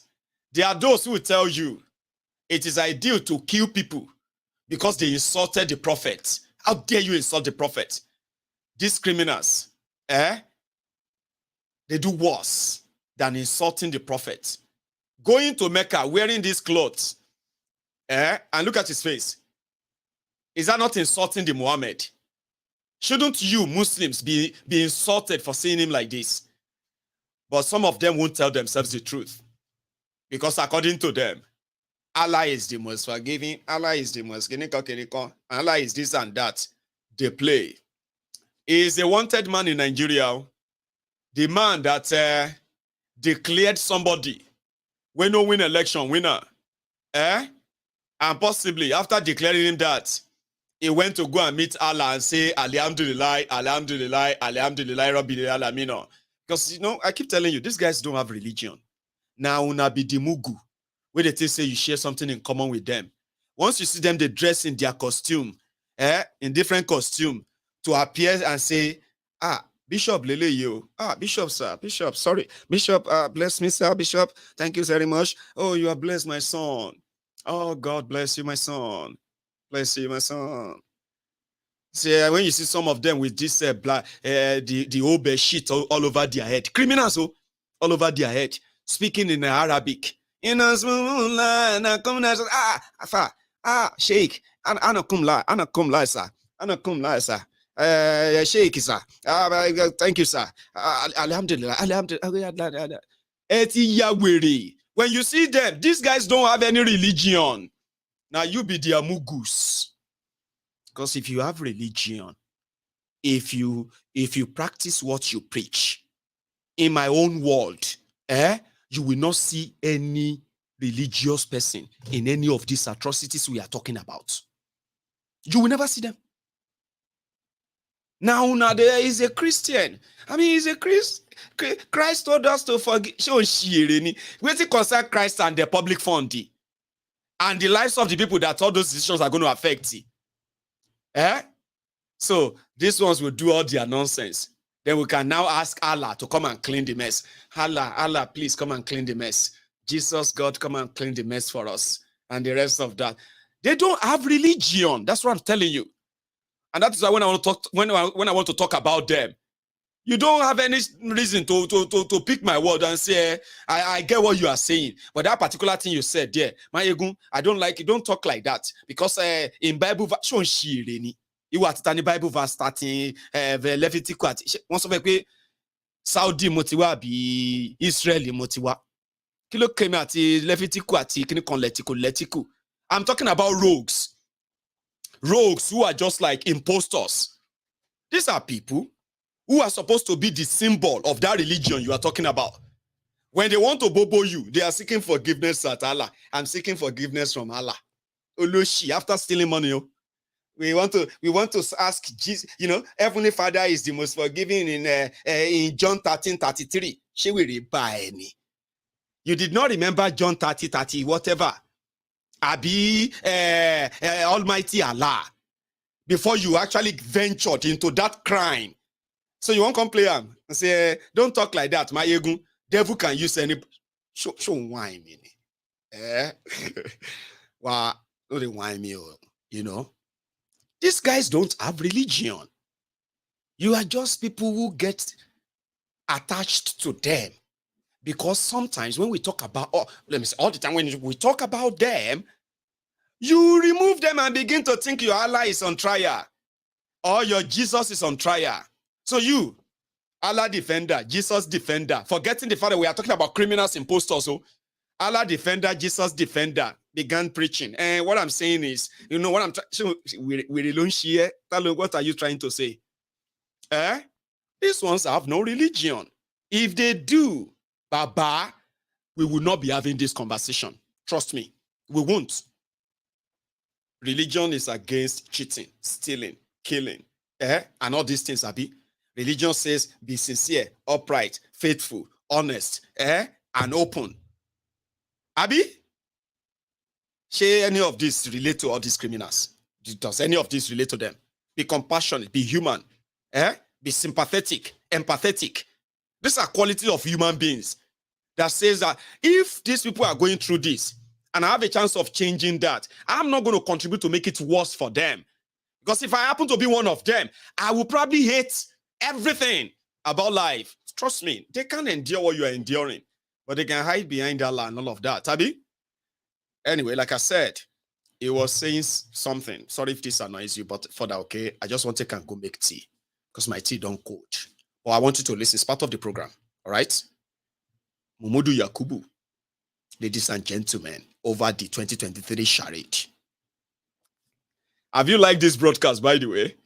We are almost 3,000 of us on YouTube right now, and we are not doing bad on Facebook as well. So if you haven't really, please like the video, okay? Like it and subscribe to my channel if you love this. Please, ladies and gentlemen, this guy is talking about the 2023 charade. Somebody was supposed to jail. But for me, for the diary, I want you to listen to what he has to say, the lies. Get angry. When I get back, we'll continue. Yeah? Just concluded 2023 general election. Following the conclusion of the election, the time has come for introspection, stock-taking, review, and evaluation. Since the conclusion of the election, diverse opinions have been expressed by political parties, candidates, observers, analysts, and the general public on aspects of the elections that took place in February and March. Such diverse opinions should normally be expected, and the Commission welcomes all of them insofar as their purpose is to improve the future conduct of elections and to consolidate our democracy.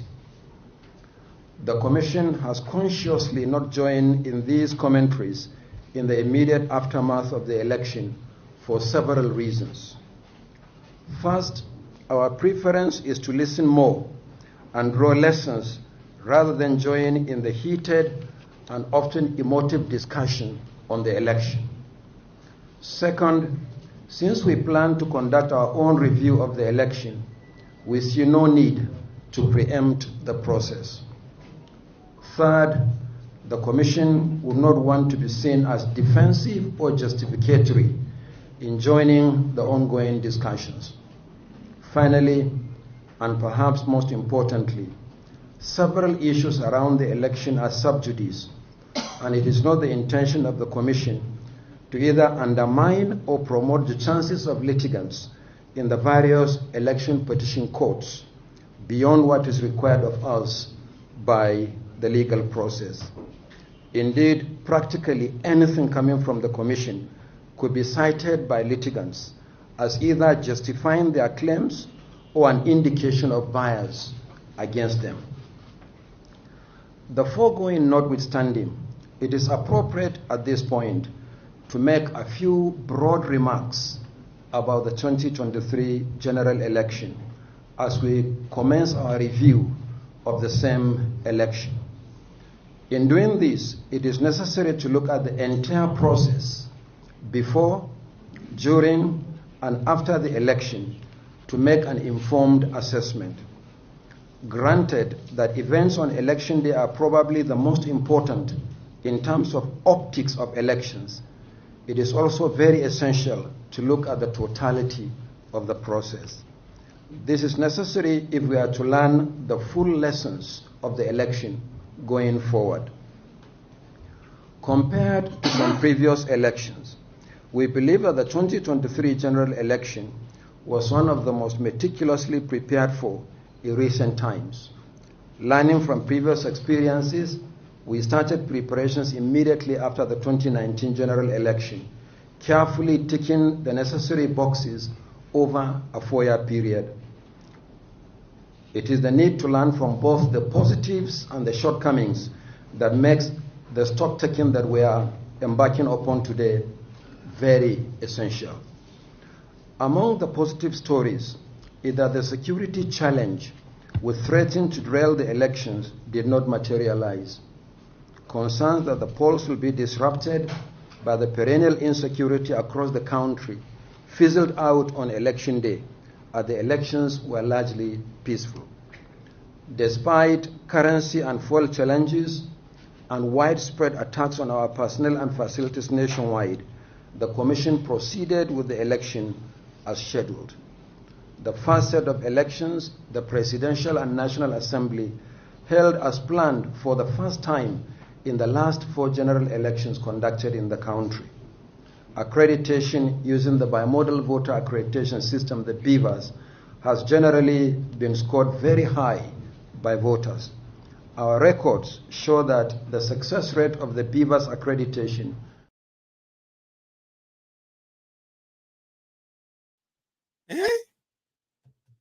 Remove this man, Maiyegun. Remove this. See, it's annoying. I know. Sometimes some things are annoying, but for the record, they kind of. Anyway, you will never know. So let's leave it. I wanted you to hear all the lies, be it on record, but no, remove him, Maiyegun. So I'll remove him, and I have. However, removing him or removing this and that will take us to Tifnumbu's reversal.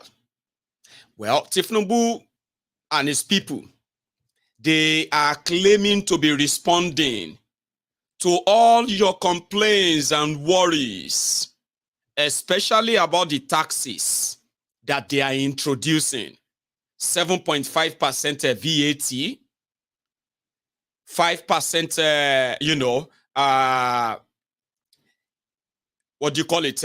Interest, tax rather, yeah. 5% tax on whatever you buy from market traders, so to say. They call it Matan tax. 40% increase in import duty on cars. 40% increase in electricity. 5% VAT on recharge cards. What else again? Go all those things, So after announcing them, they are now coming back to say, you know what? Okay, because people are very poor now. Okay, so we have decided that we'll do it later. And okay, we'll remove this one from that one. If you want to import cars into Nigeria, some of them, go pay 40%. We'll go do them for you, like 20. We'll negotiate. 40% on electricity. Okay, we'll do that one in September. Okay. 40% increase in this. No, we'll hold on. 5% increase on the recharge card. We'll wait on that. What about the Matan tax? Market Traders Association of Nigeria tax. We'll do that one in September. Hey, Tinubu has responded to people's yearning. His intention is to make life better for people. He heard their cries. So he's now trying to... What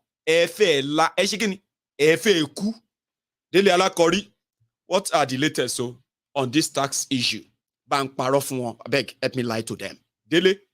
In his inaugural speech, His Excellency President Bola Ahmed Tinubu promised to address business-unfriendly fiscal policy measures and multiplicity of taxes. Consequently, President Bola Tinubu, in fidelity to the pledge to put Nigerians at the center of government policies, has signed the following executive orders.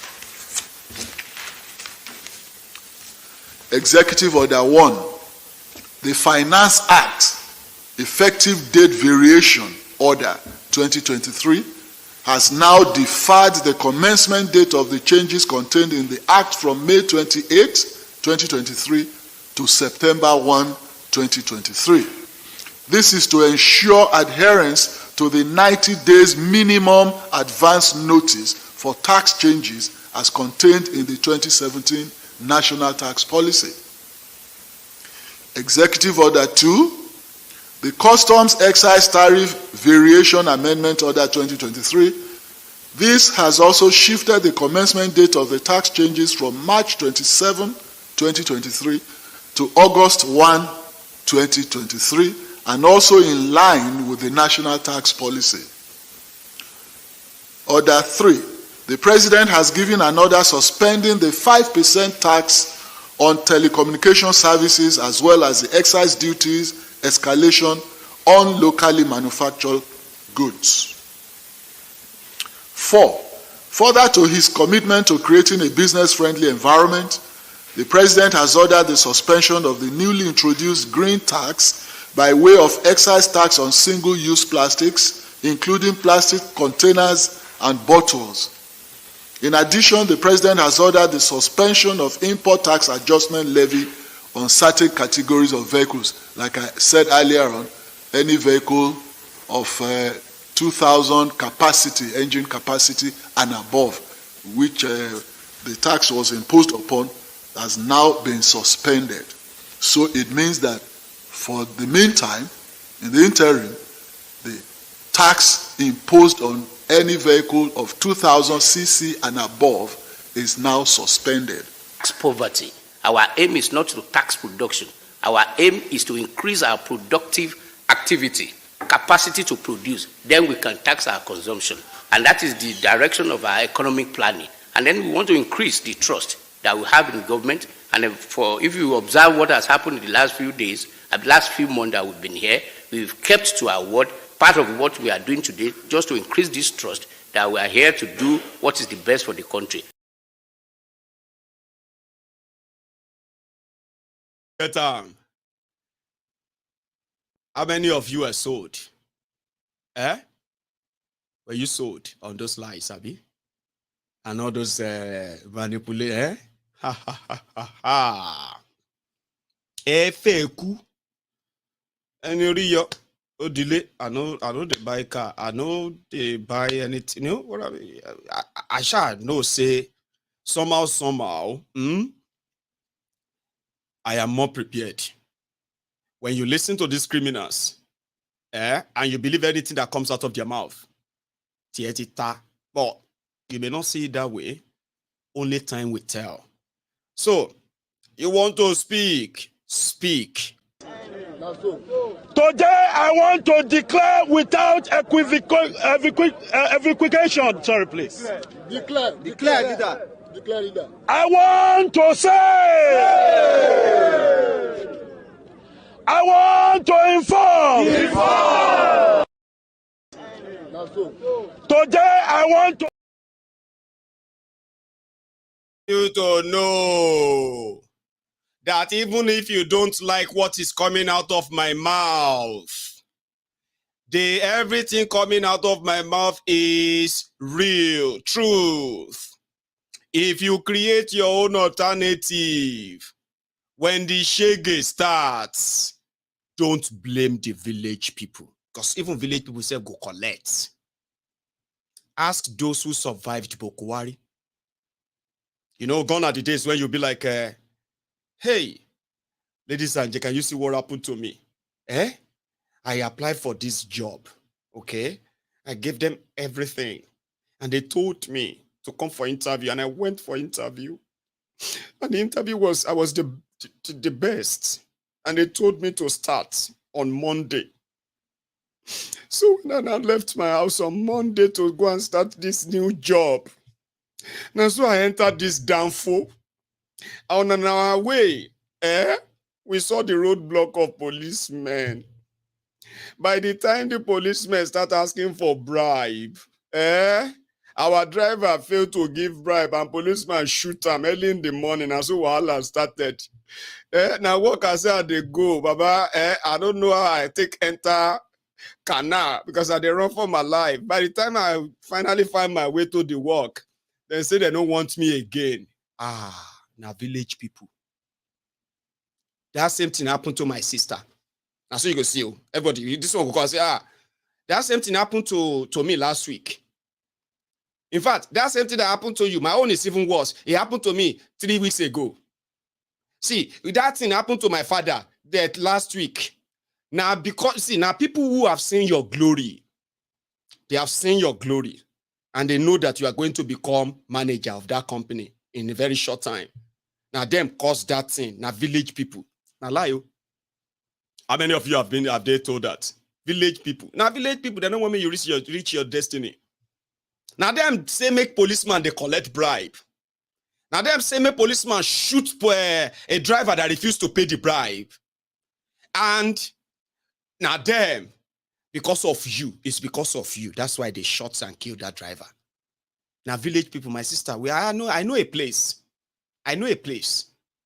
Very powerful man. Very, very powerful man. All this thing, all this, under Bokuwari, a lot of people don't blame village people anymore. That is why today you see a lot of young people. They are no longer fascinated about being kind of, controlled by all this religion, that happened to the generation before them.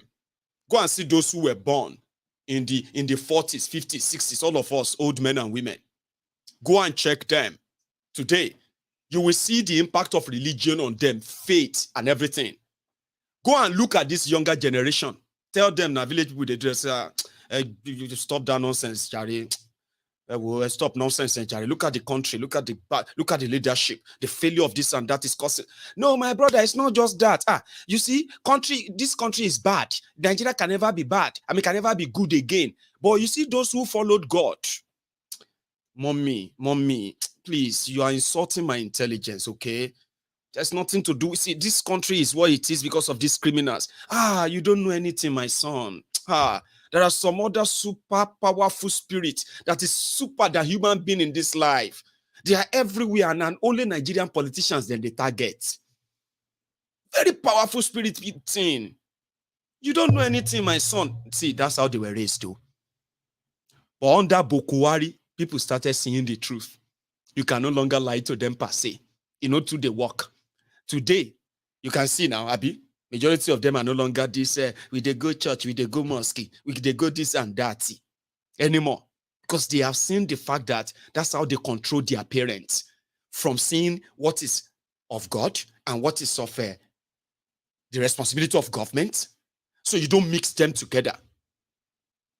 So, have you not noticed, Me, I am one of those who actually told this generation that no village people day after you.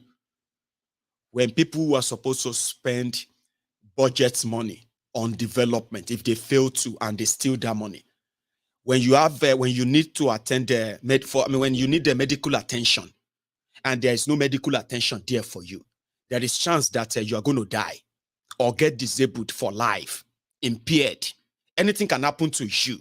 When those who are supposed to provide healthcare have decided to liquidate anything healthcare. So no village people there. If they carry you to an hospital and you need an oxygen, they don't have an oxygen for you. You will die. That's what it is. There's no two way to it. There is no prayer, this and that can save you. You will die. Okay? So when those who took that away from you, if you don't look at them as the people who kill your children or family member, and you are looking at imagining somebody who tied red cloth or black cloth, and they are chanting something around a tree, they are the people who killed your son. They are the people that made it impossible for you to see to see oxygen in the hospital. They are the reason why there is no ambulance to actually attend to your child or attend to your family member before everything is lost. Now them, they slow the ambulance. Now them, they confuse the doctors. Now them, you know those things they put in your head, Abi? There's a generation that will no longer believe them. Enjoy it while it lasts, too. I just make out to advise you. Do you think we should take calls? I have been speaking for almost 2 hours. So I'm thinking, should we take calls so that you self can come and do your own rant and add your Sabi while we begin to wait for the atrocities of Abba Kyari? Criminals don't change. Do you understand? That's one mistake people make. Criminals like this don't change, okay? They always rebound. And their victims, and their waiting victims, can only be saved if the law takes its real course and they lock him up forever. Somebody said that we shouldn't take calls. First time I'm actually seeing somebody who said, no, don't take calls, let's go and sleep. Maybe I shouldn't ask. There are people who are already calling in. So what I'm going to do is this, all right? I am going to go make myself another cup of tea. Even though that one I made earlier is cold. And then when I get back, all right, if I see any call on, I'll take it. If I don't, I'll say good night, okay? That I already calls, okay?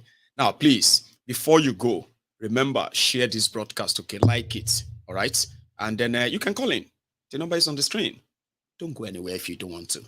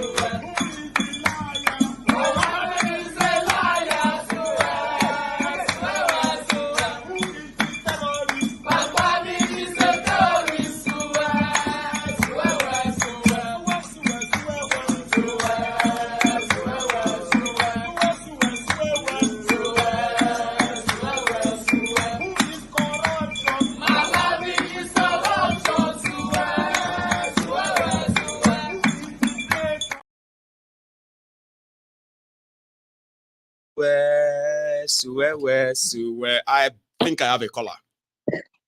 Hello, Maiyegun. Good evening. Hello, ma. Yeah, my name is Sarah. I'm calling from Atlanta, Georgia.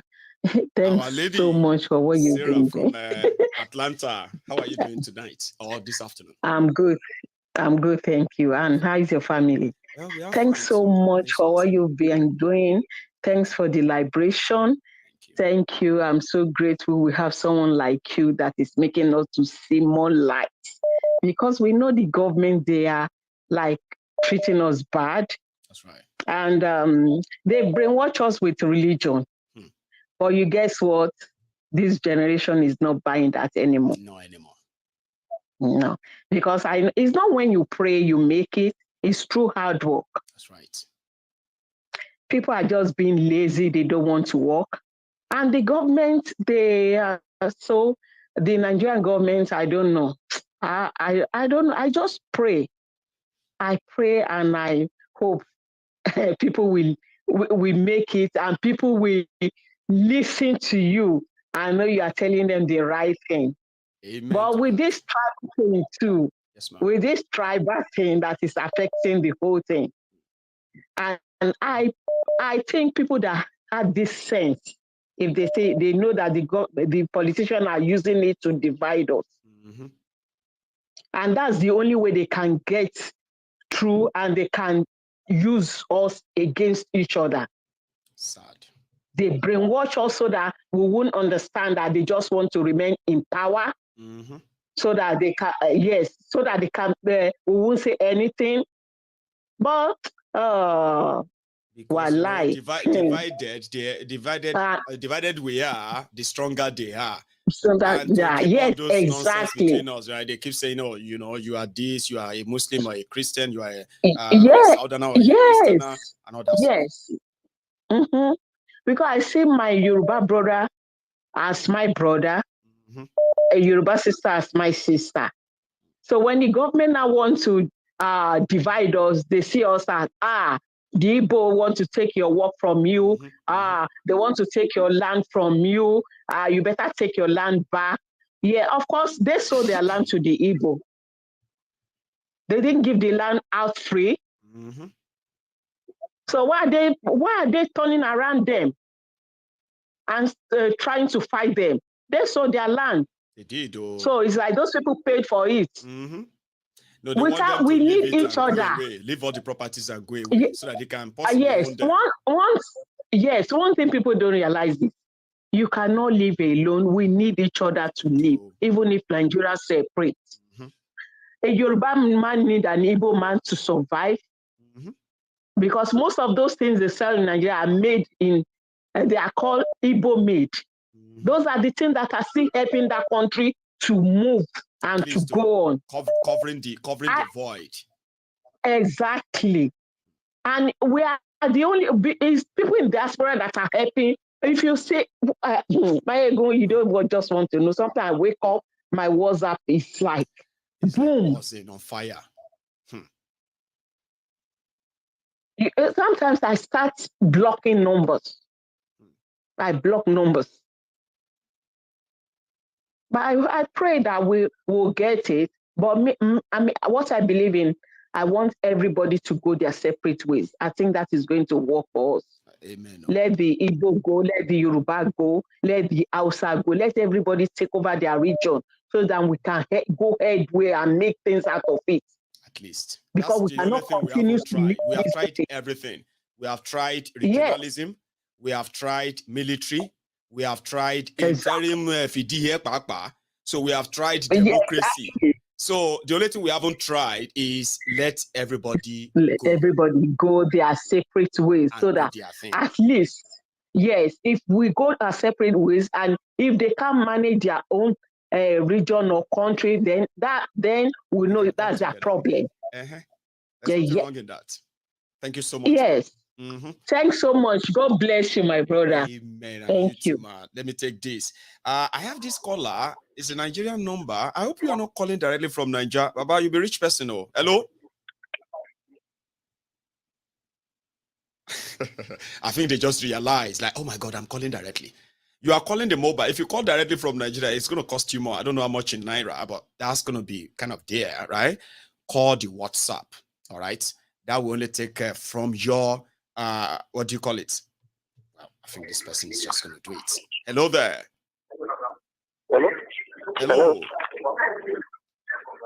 Hello? Yes, sir. You are live. This is Maiyegun. Yes. Okay, she call on WhatsApp. Exactly. I think it would make sense if you call through the WhatsApp, but if you are cool, you're already connected. It's up to you. You need to stop listening to the broadcast. Talk to me on the phone, please. On the phone. Right. Sometimes he probably may not be that lucky again. The line is now buzzing and on fire. I hope he is lucky again. Hello there.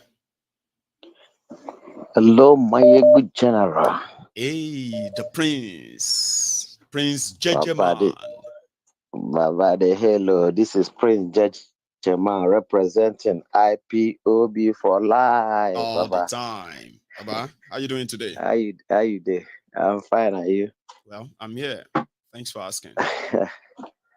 Baba, I say make a call because of this guy, what did they call Asari Dokubo? You know, he don't come out again.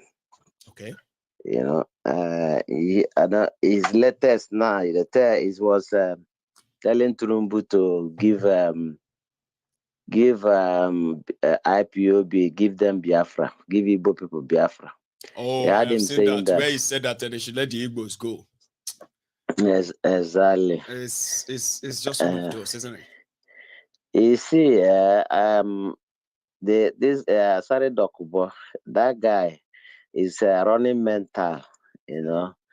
You see, one thing that he doesn't know is this. He can't distract us. You know, IPOB, Biafran people are focused.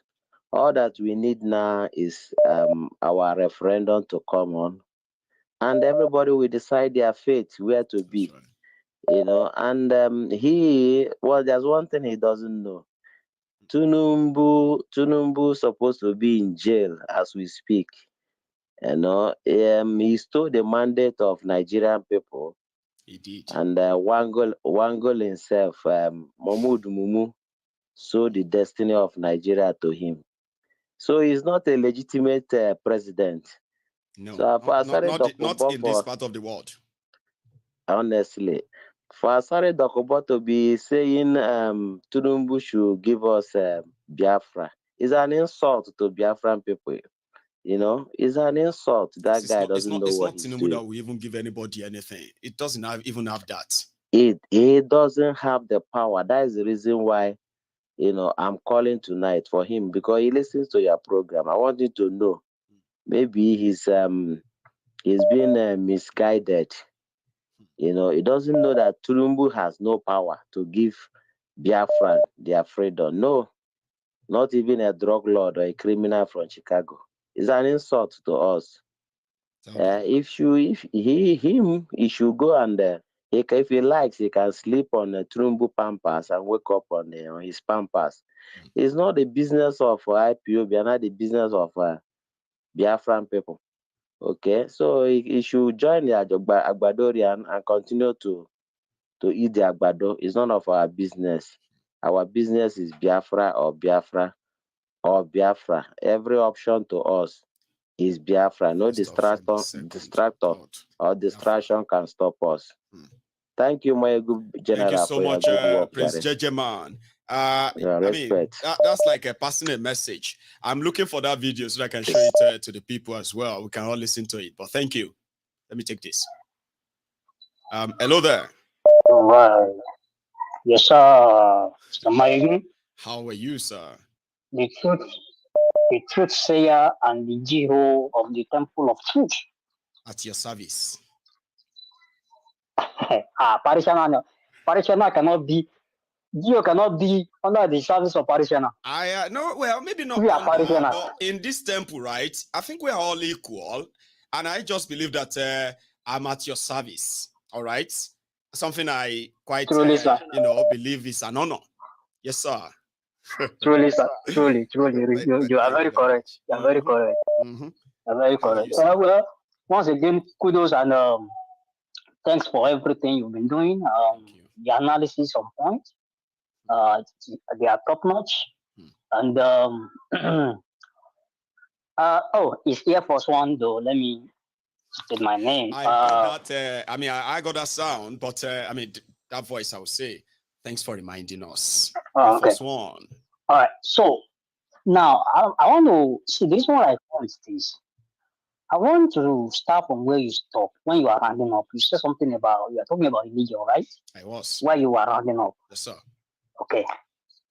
Now this guy truncated destinies technically or nominally to them, and I'm sure maybe they know from this 2023 charade election they did. Destiny automatically has been truncated already if they didn't reverse the course. Okay. Now, after he did that, he committed that atrocity,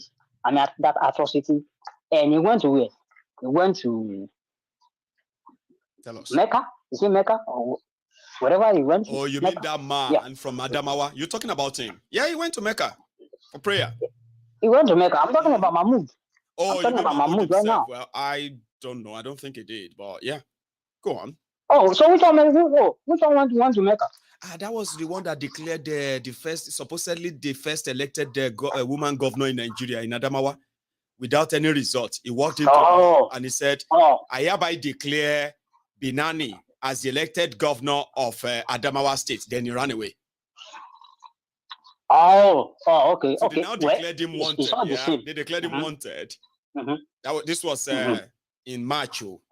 But the guy went to Mecca. It was in Mecca just about a week ago when everybody is doing Ileya. Yeah. So now this is my point. So when I said this before on this show, I said every young Nigerians are growing up in Nigeria. That are growing up in Nigeria. They are growing up every day, understanding that the way of life is corruption. Yes. That their leaders are corrupt. Now, Gandola Babauli. Now, he shared money. Babariga Mobile Banking CEO. Yes. You should finish sharing money, right? That is when you know that you're going to go to mosque and pray. All right? Yes, sir. Now, let's even leave that one. All these passports in Nigeria and leaders, prominent ones. Okay? The prominent ones, at least 3 of them. That's right. That they are not telling their member the truth. They are not. That they believe everything is about miracle. That they are not telling them that your basic wealth, the basic wealth that you have is being taken by a government. The basic wealth that every citizen should have is being siphoned, embezzled by these crooks and criminals. Yes. You see all these churches they are building, all the Gen Z, they will be the one to put it down. Eventually. They will be the one. All these 100,000 seaters, 1 million, 20,000 seaters churches, capacity. Because this is the one thing about Gen Z. Because I have children too. You do. It's like I'm telling my children now, maybe the 6 years old and the 2-year-old that, hey, maybe they ask me for something. I said no. The next thing they will ask is why. Because you have to tell them why you can't give them. We no get that because chance they to are ask our papa or mama that why there's any for me who born you, but they will ask why. Mr. Maiyegun, sir, Gen Zs are so inquisitive. Yes, and they will keep asking questions. They already started asking questions, and they discover that God in Nigeria can no longer take care for them anymore, and it's not providing miracle for them anymore. I guarantee you, like I said, all these 100,000 seater capacities, all these 50,000 seater capacity auditorium, mansions will be pulled down with Politico. Wow. That is the danger of what they are doing. All these religion people. Somebody will siphon 80 billion naira right now. The next thing, they will be the one day The one that they don't. And once they say something about defending Allah or prophet, now them go make mouth most and say that's unacceptable. The one that they don't carry again, those that don't carry again, they will be having crusade morning, day, and noon. 7 days a week, 247 crusade, night vigil. Everything. Saying one village father, one village mother is the one disrupting their destiny. When the basic wealth that they're supposed to be having, it's been siphoned. Baba, it's been siphoned. I'll take another one. Thank you so much, as usual, as always. For stopping by. Oh man, this is very sad. I know. Man. And I hope thank you, sir. They are all listening. Hello there. Maiyegun Baba. Yes, sir. Your guy, you know how they been. Oh yeah, now I bet carry me on, Baba. Your guy, Chukwuemeka, you don't forget. It's Chukwuemeka again. See, Baba, this thing, as much as people are saying this is so clear when they listen to us like this, it is so clear that I'm finding it difficult to master some of this, but we'll keep it on, okay? I'm going to master all your voices enough that I'll say, as a maker. How you doing, Baba? Nothing's fault. I did. Thank you. The weather here, they brought I beg, it's very, very, very hot this summer, but we manage them anyhow. Rough, Baba. You know, if you hot, be like, where we come from when, you know what I mean? Like when it's like, survive. So, how you doing? Baba, even if na oven, I beg, I prefer them than you get this. I mean, if oven day here, then I go open and put AC here. The two of them they mix it. I go they me do. That's how you they mix up. It no matter. That's so. Baba, all these things why I here today like this, I'm just tired of. I keep getting tired of Nigeria. Every day. It's a crime scene, really. It's a crime scene. It's just unfortunate that, we have allowed ourselves. Anyway, it's our colonial masters that, started this whole thing. But, we're just divided, along the lines of religion and tribalism. It is really unfortunate. And it's as bad as you would see somebody, this is a thief, it's a political thief, this guy don't thief money and all of that. But still, people go to say, leave on.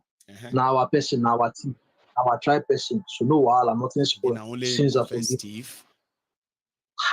Kilo day. I mean, in other countries, nobody send you whether you did here or here.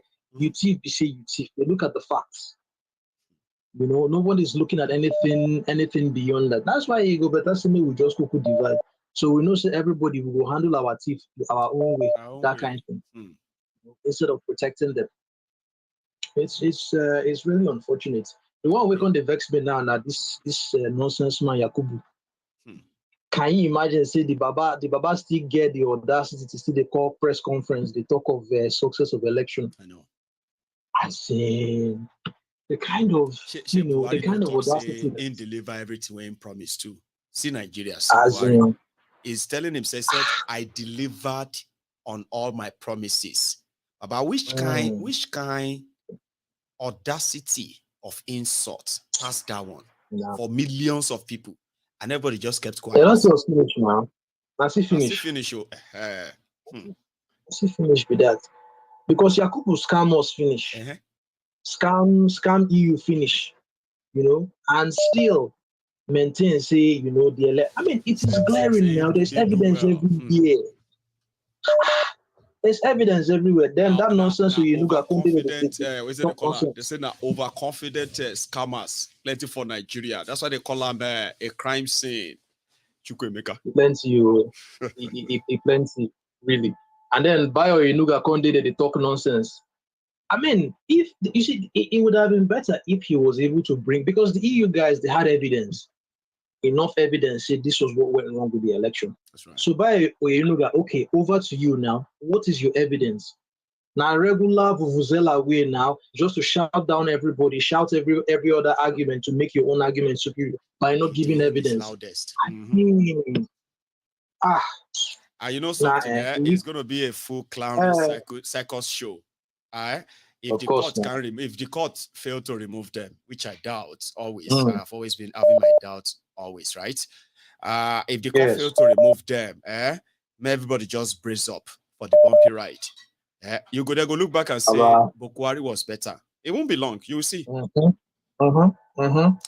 But to be honest, I try to have that optimism with you, that kind of optimism, but deep down, because if Abba Kyari can be released on bail, and the Kano that has nothing on him really, basically defeat Nigeria, so to speak, still the DSS. This one is not even bail, and the Kano no be bail. Now discharge and acquitted.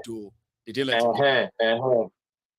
Baba hope no deal. Make a go free you. Make another person call. I beg. I don't want to take time, Baba. Thanks. You do well. Thanks so much for stopping by. All right. You stay safe, man. So I have another call on the line here. Hey, did I just lose that person? Hello. Yeah, hello. Am I on to Maiyegun? Yes, you are. How are you, sir? Yeah, I'm doing well. I'm watching you directly on TV.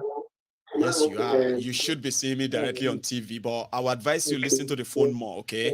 That TV being the stream that everybody watches out there has about 3-4 minutes kind of delay because that's the production. This is you and I in the studio, and everything we say will likely take a bit while before everybody will see them, like on your TV. Okay, so let's talk on the phone. Okay. Yes, sir. Okay. It's first of all, let me start by saying I really appreciate what you're doing. Thank you. Because of the truth. People like you are enlightening the public and making us know so many things happening in Nigeria. Up to now, I've always thought Nigeria was if not, I know it has never been the same country, but I thought it one day would become sane. But for what is happening now, I don't know if there's hope. Like a mandate was stolen in broad daylight, and then the political elite are being defensive. Like Yakubu is a disgrace. See, I come to realize what's the essence of voting. Let's just divide. Let everybody go their way separately, because there's no reason why. It's tiring, isn't it? No. Before I left Nigeria because I just lose hope. I won't lie. I'm in Spain at the moment now. I left just 2 days after the election. Oh, so you just got to Spain, did you? Yeah, that's to Spain because I don't see any future in Nigeria, and it's painful because this is one country. Do you know that there are many people like yourself, right? That's told me that they were giving Nigeria. They've lost hope in Nigeria, right? But because of this Peter Obi and all of that, they said, I'm going to give it a last shot. Now, if this doesn't work, I know I have to leave this country. And they are in the process of actually leaving now. I didn't know it would be that fast. We already have one of you in Spain, or many like yourself. Man, really, gosh, I don't just know. Okay, so what's the confidence of the mass, like of the next election? Is there need to vote? Like, it doesn't count, obviously. They are not cut out to do anything good. But it is difficult for a lot of people to even accept that, because I have said it, okay?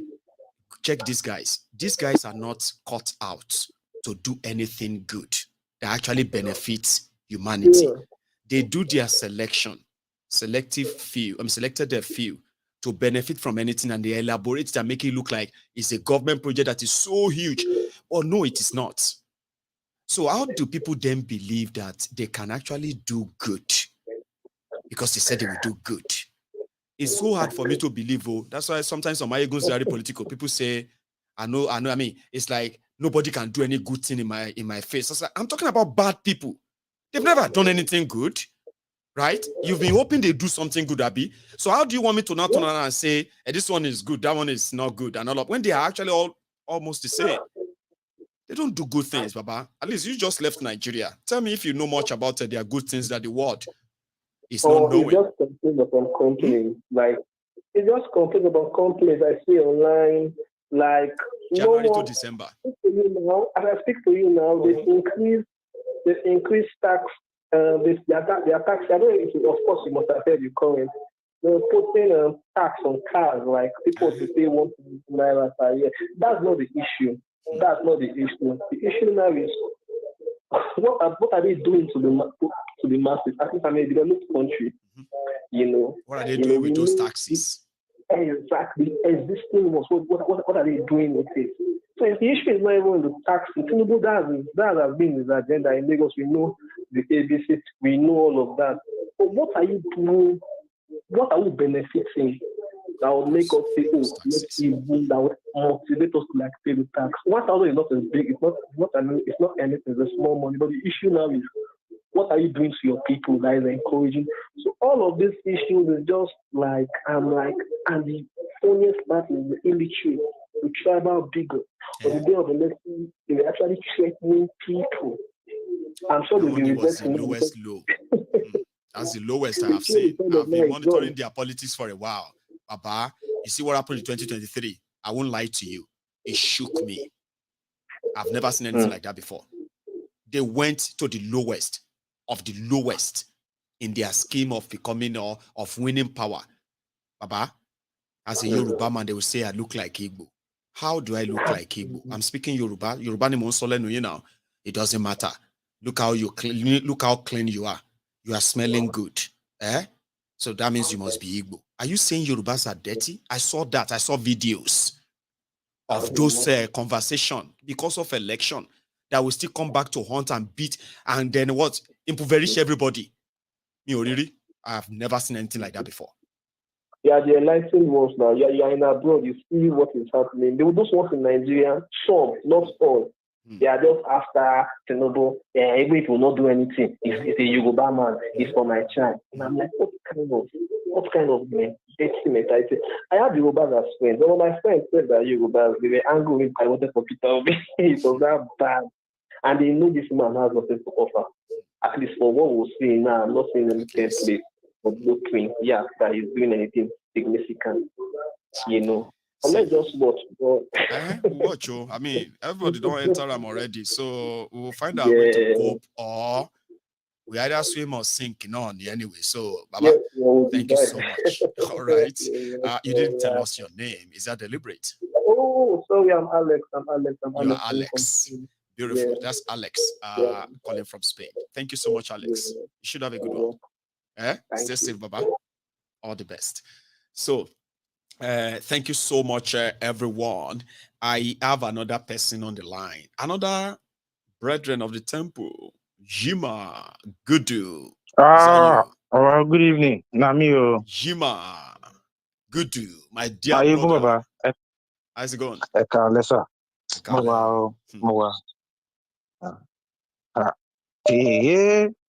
Well, I just have one thing to say. I want to ask fellow Nigerians, is it not clear to you that Nigeria rewards criminals and jails freedom fighters? Yes. Is it? If your answer is no, then tell me why somebody caught on camera selling hard drugs, who is a police officer. Do you know what it is to be called a police officer? You're supposed to keep the law.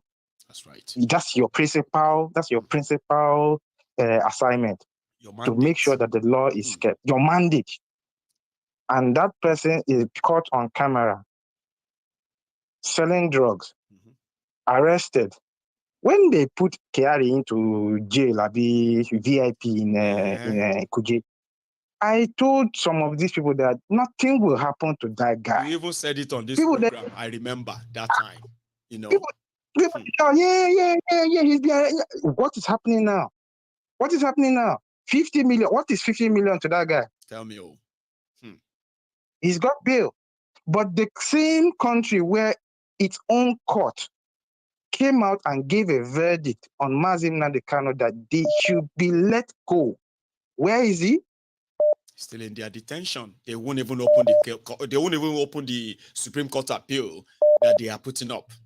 They won't even. So how is that fair and just? Is that what you're teaching the next generation coming up, that criminals will be rewarded and people who fight for your right will be jailed? Yes. People should really think about what's going on in that, let me use Donald Trump's language, shite hole. People should really think, because it is not going to affect only the masses, the poor.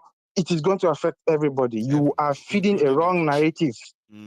Well, if you have criminals as you select criminals or you elect criminals, then you shouldn't complain when the outcome is something not favorable to you. Maiyegun, I beg, make I go chop my rice and beans. I beg. I advise you should. All right, it's coming late as well. Thank you so much for this. Now, here is that clip a friend was talking about earlier.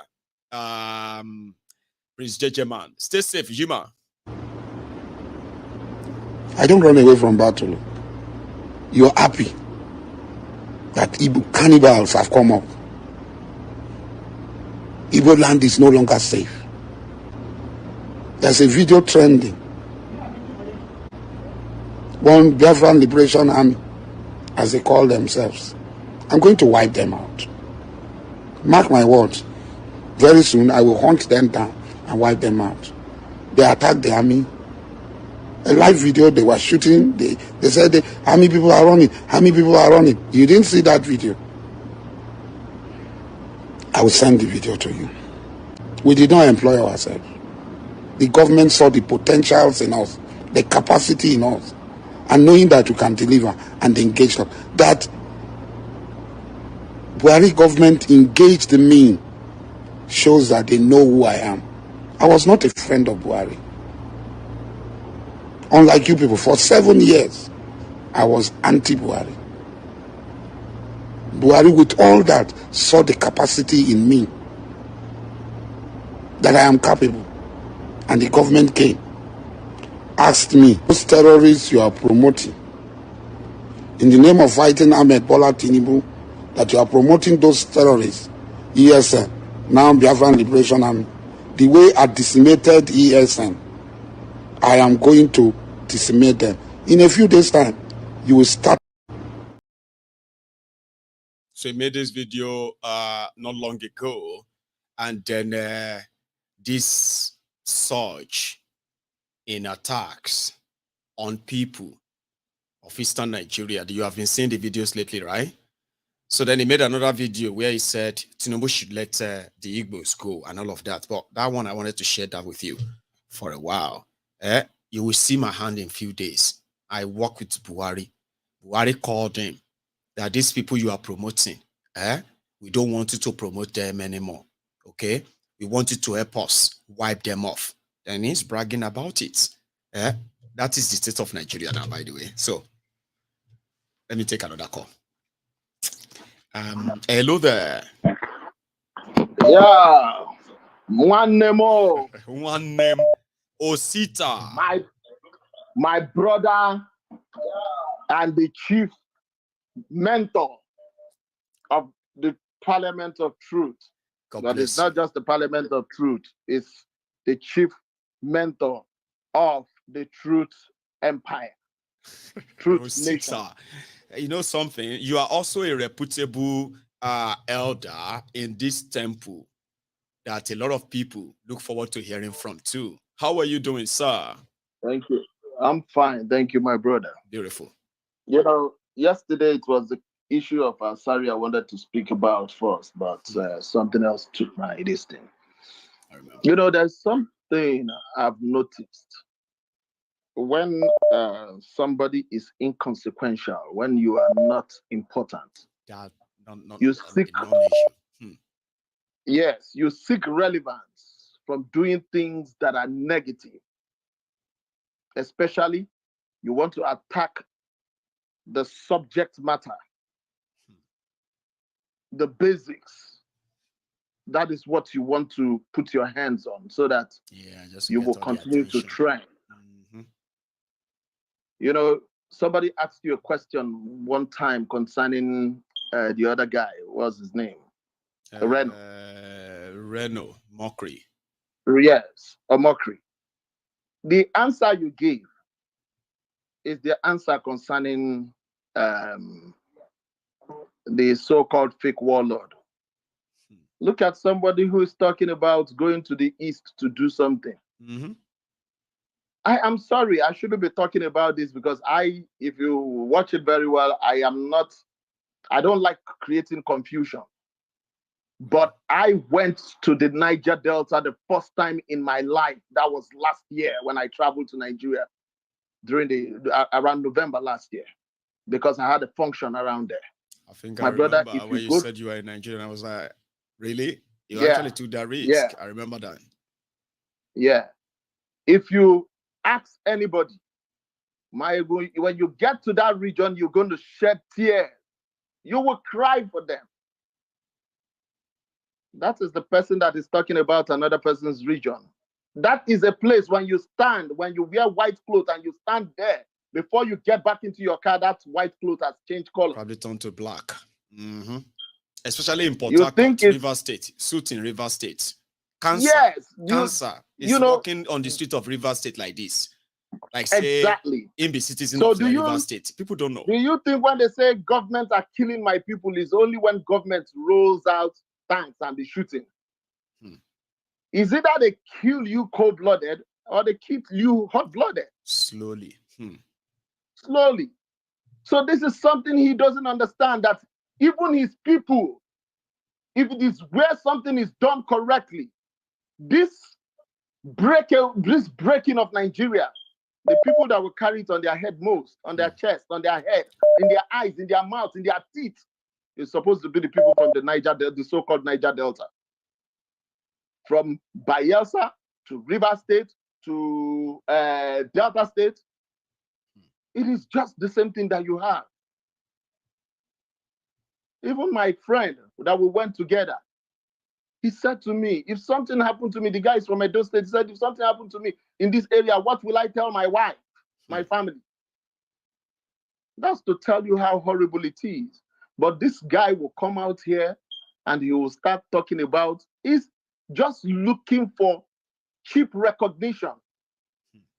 Cheap recognition. But he seems to be getting it. This guy got invited into the Asari Rock Villa. He was making a statement at the president of the presidency of Nigeria. The reason I'm saying this thing, so he got the reason I'm saying this thing is, I will appreciate if we can ignore him. He is not our focal point. He is the least in our agenda. If he refuses, if that kind of person you're looking at, he had the opportunity, he had the money that he made from bunkery and whatever deals is that they are making. Yes, he had the money. He did not build his university right there in Bayelsa State. No. He went and built his university somewhere else and paying tax in Benin somewhere Republic. else. In Benin Republic.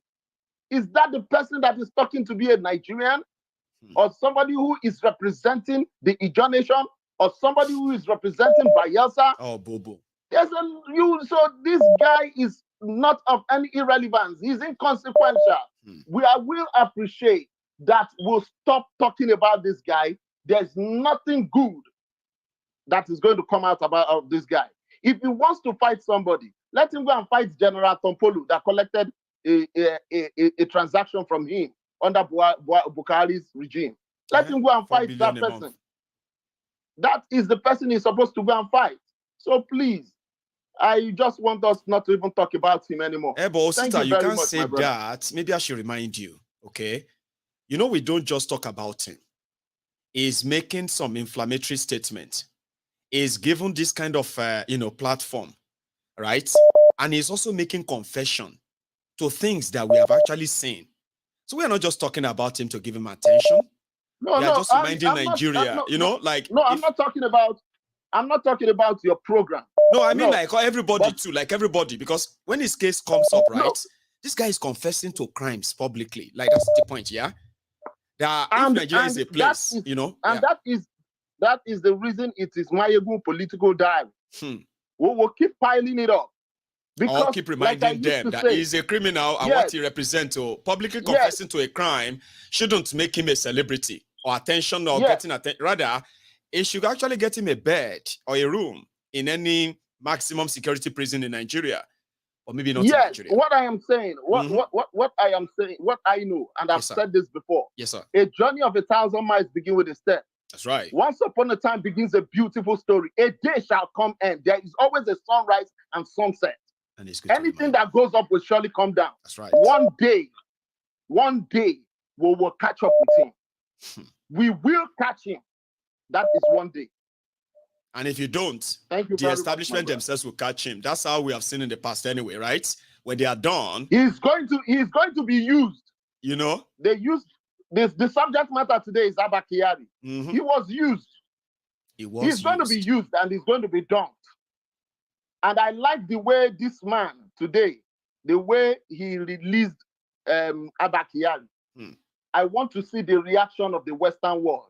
I want people to understand. And the FBI come in and take him now. Exactly. I want to see the reaction of the Western world. I will wait from now till 2 weeks before I make my pronouncement on that. Bless you. Thank you very much. Thank you so much, Osita. Stay safe, Baba. Nice one. So I have another caller on the line here. Hello? Hello, sir. Yeah, Maiyegun. Sir. Maiyegun General. Baba. Nah, today I'm just making observations, you know. And we keep on saying that Nigeria is a crime scene. Really, Nigeria is a crime scene. Nigeria keep like you just proving us right. You're right. Yeah, like we just told Osita. Dokubo is just confessing. He is openly. And when I watch Asari talking, I see him as a fool. He doesn't have sense. Everything he's talking about, and he's just indicting himself. You know, but like you said, we keep on making him popular with it because one day the case will come up. Catch up. Everything. All of them is going to be an evidence. Secondly, it's like Tinubu signed some agreement with these people because I can't. Why is he talking about Abba Kyari so sudden, giving him bail? Killer, murderer, and the same payroll as I think Abba Kyari is now is where also Asari is. So I don't know who is advising Tinubu to be bringing all these unwanted people, criminals along with to work with him, because from Asari you see that Tinubu is talking. Tinubu is talking. And another thing I noticed that people are talking about Tinubu remove fuel subsidy. And Buhari said if had he been, he removed it, his life will be in danger. And Tinubu will not win. I'm seeing it that Tinubu just did the more you look, less you see, and remove the fuel subsidy and give room for marketers, because the fuel is going to be 700 naira a liter very soon. They announced it last week, and use the opportunity to Dangote use that opportunity to secure importing license. Why his refinery has not been finished? You know, everything is still there. So I don't know who they are fooling. You know. You see, so a lot of things is happening there. I pity the people that are there. And when you look at these people now, all of them has been feeding on Nigeria since they were 20 years old. All of them went to missionary school. But now they say it's Muslim, Christianity, all these ones. They all went to missionary school, free of charge. Buhari has been in corridor of power in Nigeria administration since since 20, even going to army was free. He didn't pay a dime. They gave him a letter, just letter. So everything has been feeding in. These people are lazy. They cannot hustle. They cannot do anything. They are feeding on Nigeria and they are still punishing people. You get. You know, I don't know what else how to create wealth. All they know is to take and take and take. They don't know. They don't know. That's why they are taking. That's why they are taking the way they are taking like mad people. They are taking so much, you know. Okay, look at the star witness of Tinubu, what he did at the court. It's SAN. He indicted his client. You know, look at what he did. That means they don't have sense. Or they just don't care. The way we are. No, they don't have sense. Maiyegun and Kano used to say that these people, they are nobody. You know, when you come, they are nobody. They are scared. That's why they are just using those division, making poor people more poorer, so that they will be strong on their own side. That's why they are weaponizing all this ethnic division, religious division, tribal division. Because once people begin to see things as they are, these guys, it's true, they are nobody. People will actually chase them. Yeah. Okay, look at Ganduje. He was taking these dollars in front of camera. Buhari saw it. Why can't he send somebody? So Buhari wasn't in the Ganduje show that time. So Ganduje, because of that money, he was senseless that time. At that moment, he doesn't have sense that time. For him to, I don't even know the guy that made the video if the guy is still alive. Well, they first put him in jail, then he got bail, and the guy ran away because they wanted to kill him. Okay, look at this guy now, Abba Kyari, they want to release now. Abba Kyari is supposed to be in jail forever. Because see, in Germany, when somebody commits crime in a family, that anything to do with police, any crime, it doesn't matter the level of the crime in a family, that generation will never be a policeman again. Ask anybody. But this one now, killer, murderer, a policeman, he was in jail. They promoted him. Now they gave him bail, 50 million naira. They said he's suspended. And they are paying him salary. You see, so what Asari is doing now is just for Asari to coming out and be saying all these things. That means there's a lot of engagement going on. Asari is the one committing all this murder in the southeast. But I'm just like Igbo people, I don't understand them anymore. They are very strong, courageous and strong people. They should take him out. They should plan and take him out. He's nobody. If you keep on waiting for him, they will use Asari to do a lot of things. Because in Nigeria now, it's like Igbo people are just so quiet. They push them to the wall that they cannot do anything. Whenever they want to talk, they will tell them they will say 1967. 1967, you know, civil war, you fought war, you lost war, so you have to be quiet. No, it's not like that. So as it's going now, I believe Nigeria is just like a tissue paper. Okay, look at Mahmoud receiving a report that indicted him. He was smiling. Smiling. Yeah, with a new abada, shave. And the white man was like, is this person normal? He's possibly not. I'm giving you, it's just like telling somebody, go to police, tell them you stole something. So they will lock you in cell. That's what he was doing, and he was smiling. A PhD holder, a doctor or professor, they call him. Look at the white man was even forcing himself to smile with him because it's just like as if he's taking a scholarship or he's receiving a certificate. Look at the idiot, he's smiling. I'm actually look at this idiot. He's smiling. But so let me let you. I'm just fed up with that country, you know. It can be. Who knows what who knows where they want Abba Kyari to do now? They are bringing me out. Maybe they want him to go. Is coming to perform. That's why I need to a very big assignment. Abba Kyari is out and he's a criminal, and he will always be a criminal.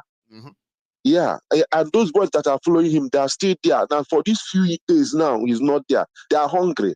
Who knows what they're going to do now? Thank you so much, Maiyegun. We'll regroup them, Baba. Stay safe, okay? Thank you so much as well. You know what make Abba Kyari's crime even very, very bad is that if I commit a crime right now, the law will deal with me and all of that, okay? But when you see a police officer that is supposed to uphold the law, right, break the law in that way, his own punishment should have been like triple because he knows the law. He knows what he was doing, or he thought he could beat it, or he will never be punished for it. So, well, he's never going to be punished for it. Hello there. I actually I took a call. Are you there? Okay. I'll go try. I actually took this call, but this person is on the line. maybe trying to confirm if they are connected or not, or the network is just bad. Okay. Hello. Yeah. Hello. Can you hear me? Yeah, good evening, sir. I'm here again today. Good evening to you, sir. Yeah, I'm hearing you. How you doing, Baba? If you have been here before, I'm good. Let you know that you should know that when we are talking, let's just use the phone. Ignore the broadcast. Or if you are waiting for your voice to come up on the TV, it's going to be causing a bit of a delay and fraction here. Okay, can you hear me?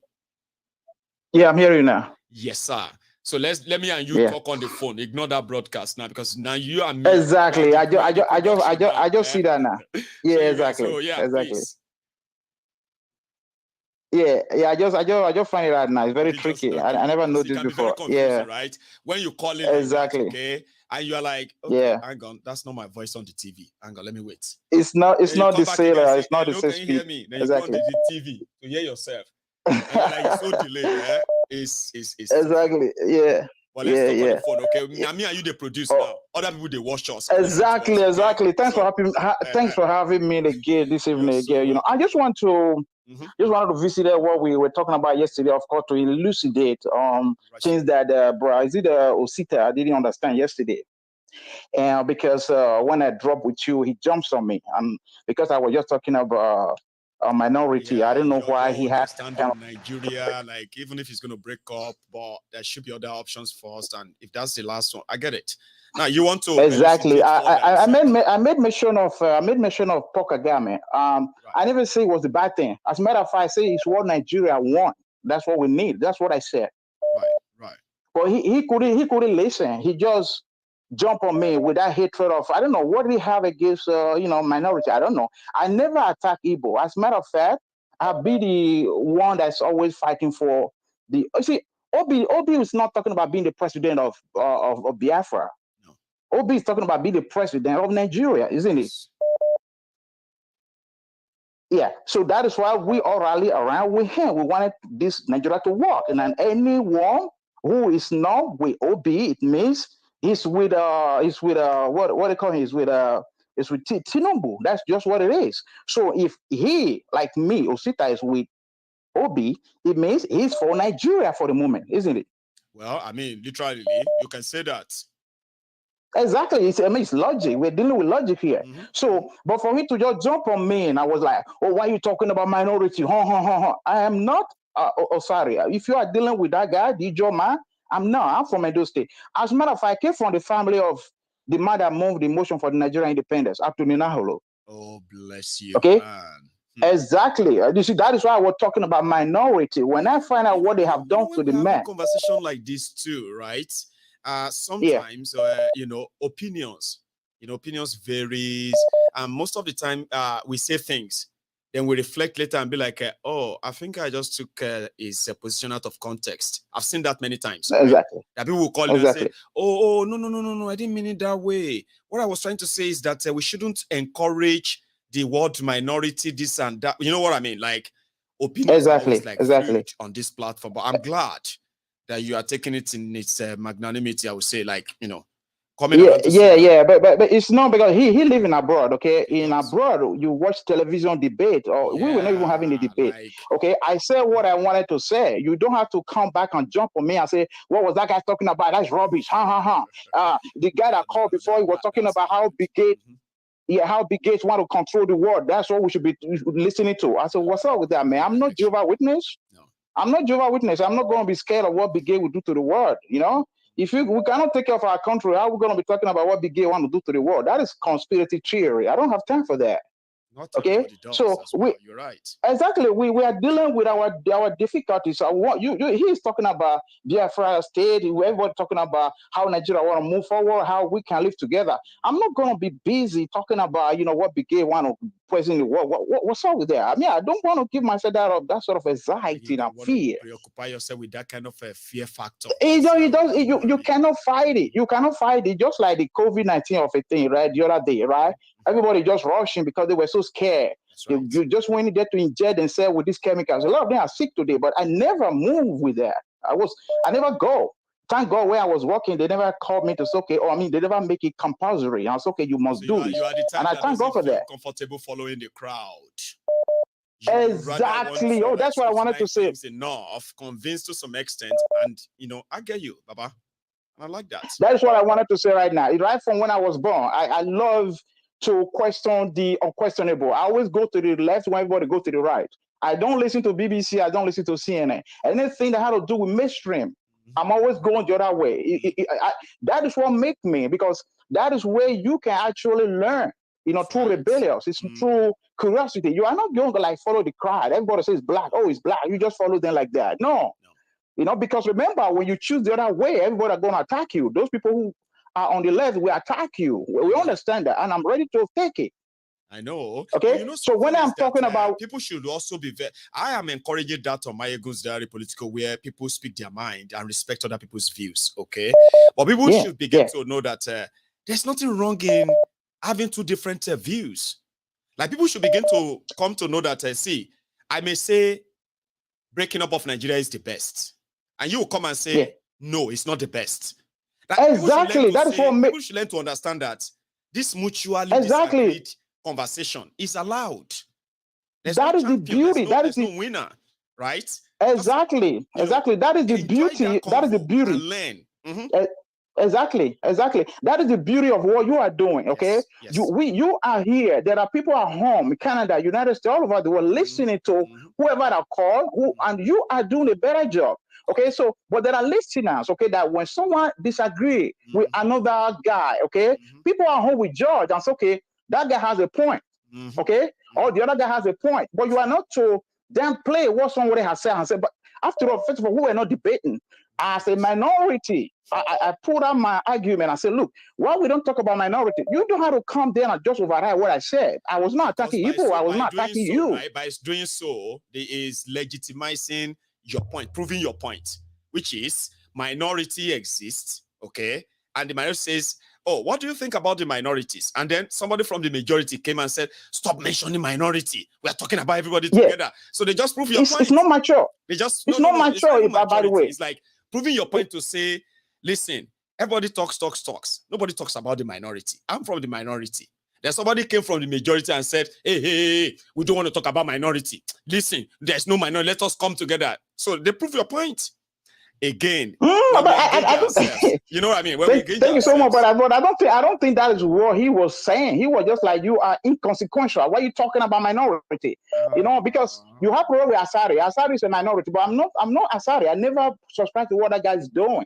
As a matter of fact, I have been that person who was talking about when Biafra came out. I said, okay, well, if everyone wants to go, let him go. But later I begin to understand. That's why when I first called about 2 months ago, I talk about how I'm a fan of big countries. I begin to mention Brazil, South America, China. I talk about United States as the leader of the world today because they are big. How you can be secure when you belong to a big country. So I talk about that. I had to give an argument. I mean, when I make an argument, I have to give points of my argument so that people at home will listen to what I'm doing. For those who are simple, they will discard it and say, what is this guy talking about? You don't know anything. But there are a lot of clever Nigerians all over the world that will reason with me. And I say, yeah, I think they have a point. That's right. We have a country. If we cannot live together to build a country like any other people around the world, how do you think you can live in your community? I don't know. This is my whole argument. Okay. Well, like he was saying, sir, one thing is this, right? I appreciate the fact that you are able to keep your stand and even make it more clearer to everybody. And like you said, we have a lot of people listening to us all over the world, right? And I bet there are many of them who will agree with you that, he has a point. No, he has a point. Because I do believe you do as well, right? So thank you. Because of our time, okay? I hope I hear from you. Exactly. Thank you so much. Thank you so much. We'll talk next time again. Thank you so much. Right? Thank you. Now, this is, what do you call it? This, in fact, I'm thinking of taking one more, but I won't because of my time. Our 3 hours is like kind of almost on the clock. So I'm going to say thank you to every one of you. Let us always remember this, okay? You see me, Maiyegun, when I come out here to speak my mind, do my thing, and I call all these criminals names and all of that, in my word, I know that their supporters will respond. their supporters will use anything they can say to get back at me. I knew this 10 years ago when I started. So therefore, in fact, sometimes I feel surprised that the attacks I expect from them is not as much as the attack they gave me is not as much as the one I expected from them based on the topic I just discussed. But it's also good. Sometimes what we call attack is a bit of a feedback, and through it you can read a lot of things, right? But on MaiyegunsDiary Politico, right? You, my friends, you always have that multiple choices, whereby if I have a chance or if I have a right to speak my truth, whatever I call it, right? To speak my truth, do my things, to your own serious amazement, right? To your own amazement, I say, wow, Maiyegun. And to some people's disgust, I hate this guy. It's just nonsense and all of that. You can come on here, speak yours, same way. And I am not here to actually really judge you, except when you are trying to play on my intelligence, you know? Like somebody coming here to come and try rap me and say, Maiyegun, you know, God is, I mean, I will feel offended. Okay? But apart from that, do your thing. Even these criminals that you are supporting, some of you are supporting, right?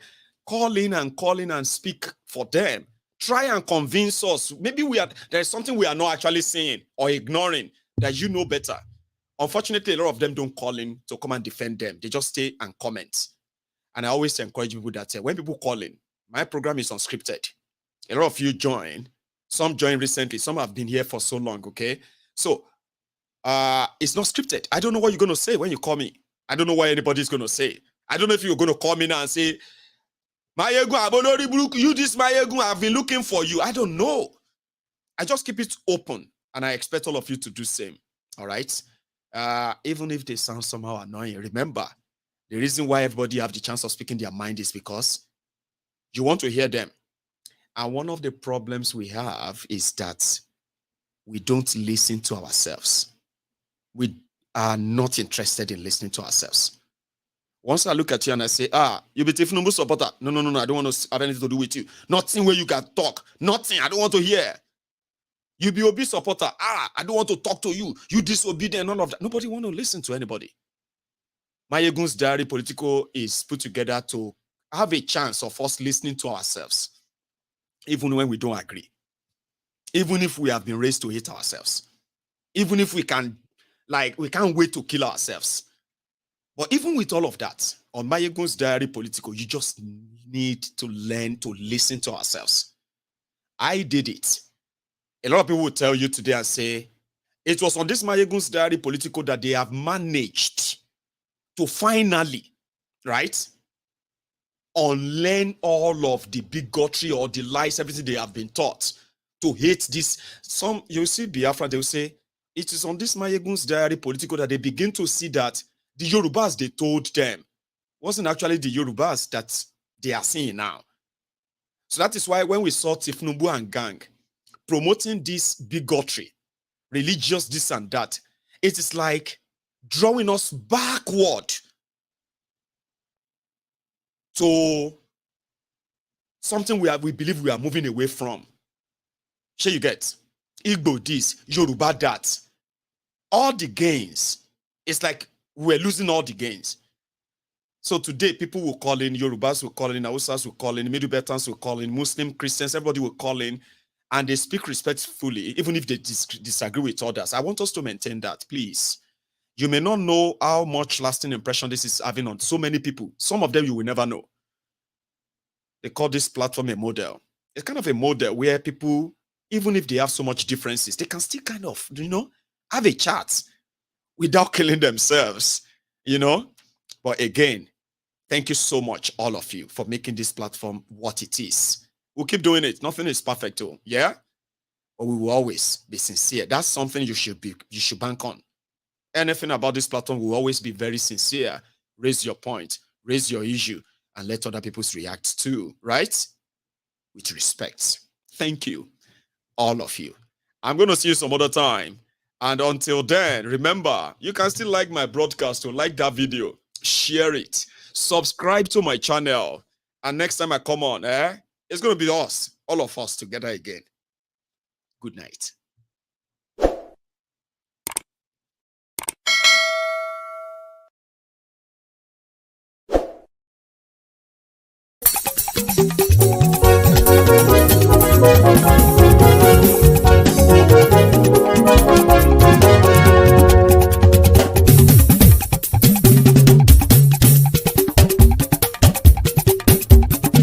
Maiyegun làwa mọ̀ làmọ̀ tó dòdòdò. Maiyegun Diary, Maiyegun number one. Maiyegun làwa mọ̀ làmọ̀ tó dòdòdò. Maiyegun Diary, Maiyegun number one.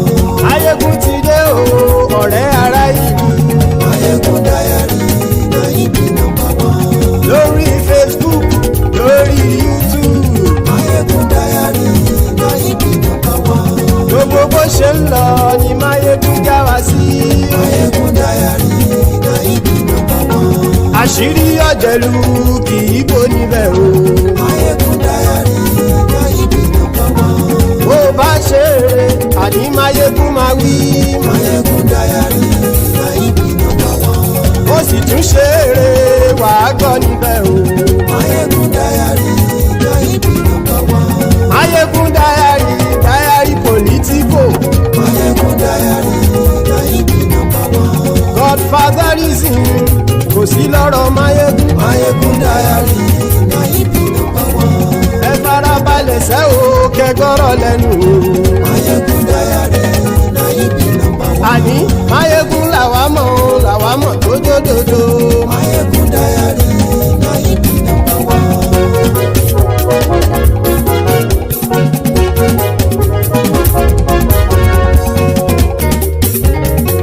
Àní ẹ̀sùn ràkì. Maiyegun ti dé. Maiyegun ti dé. Ọ̀jẹ̀lú ẹ̀sùn ràkì. Maiyegun ti dé. Àní ẹ̀sùn ràkì. Maiyegun ti dé. Lórí Facebook. Maiyegun ti dé. Àní ẹ̀sùn ràkì. Maiyegun ti dé. Lórí YouTube. Maiyegun ti dé. Àní ẹ̀sùn ràkì. Maiyegun ti dé. Bọ́ bàbá gbé wúrẹ́. Maiyegun máa wí. Àní ẹ̀sùn ràkì. Maiyegun ti dé. Ijó ìgbádìyẹ. Maiyegun máa wí. Àní ẹ̀sùn ràkì. Maiyegun ti dé. Bí pẹ̀sìdó bá rúfin o. Maiyegun máa wí. Àní ẹ̀sùn ràkì. Maiyegun ti dé. Bí gómìnà kówó jẹ. Maiyegun máa wí. Àní ẹ̀sùn ràkì. Maiyegun ti dé. Ọlọ́pàá ti ń darí bá. Maiyegun máa wí. Àní ẹ̀sùn ràkì. Maiyegun ti dé. Aṣòfin tí ń rúfin o. Maiyegun máa wí. Àní ẹ̀sùn ràkì. Maiyegun ti dé. Òpùrọ́ olóṣèlú. Maiyegun máa wí. Àní ẹ̀sùn ràkì. Maiyegun ti dé. Ọ̀jẹ̀lú ẹ̀sùn ràkì. Maiyegun ti dé. Àní ẹ̀sùn ràkì. Maiyegun ti dé.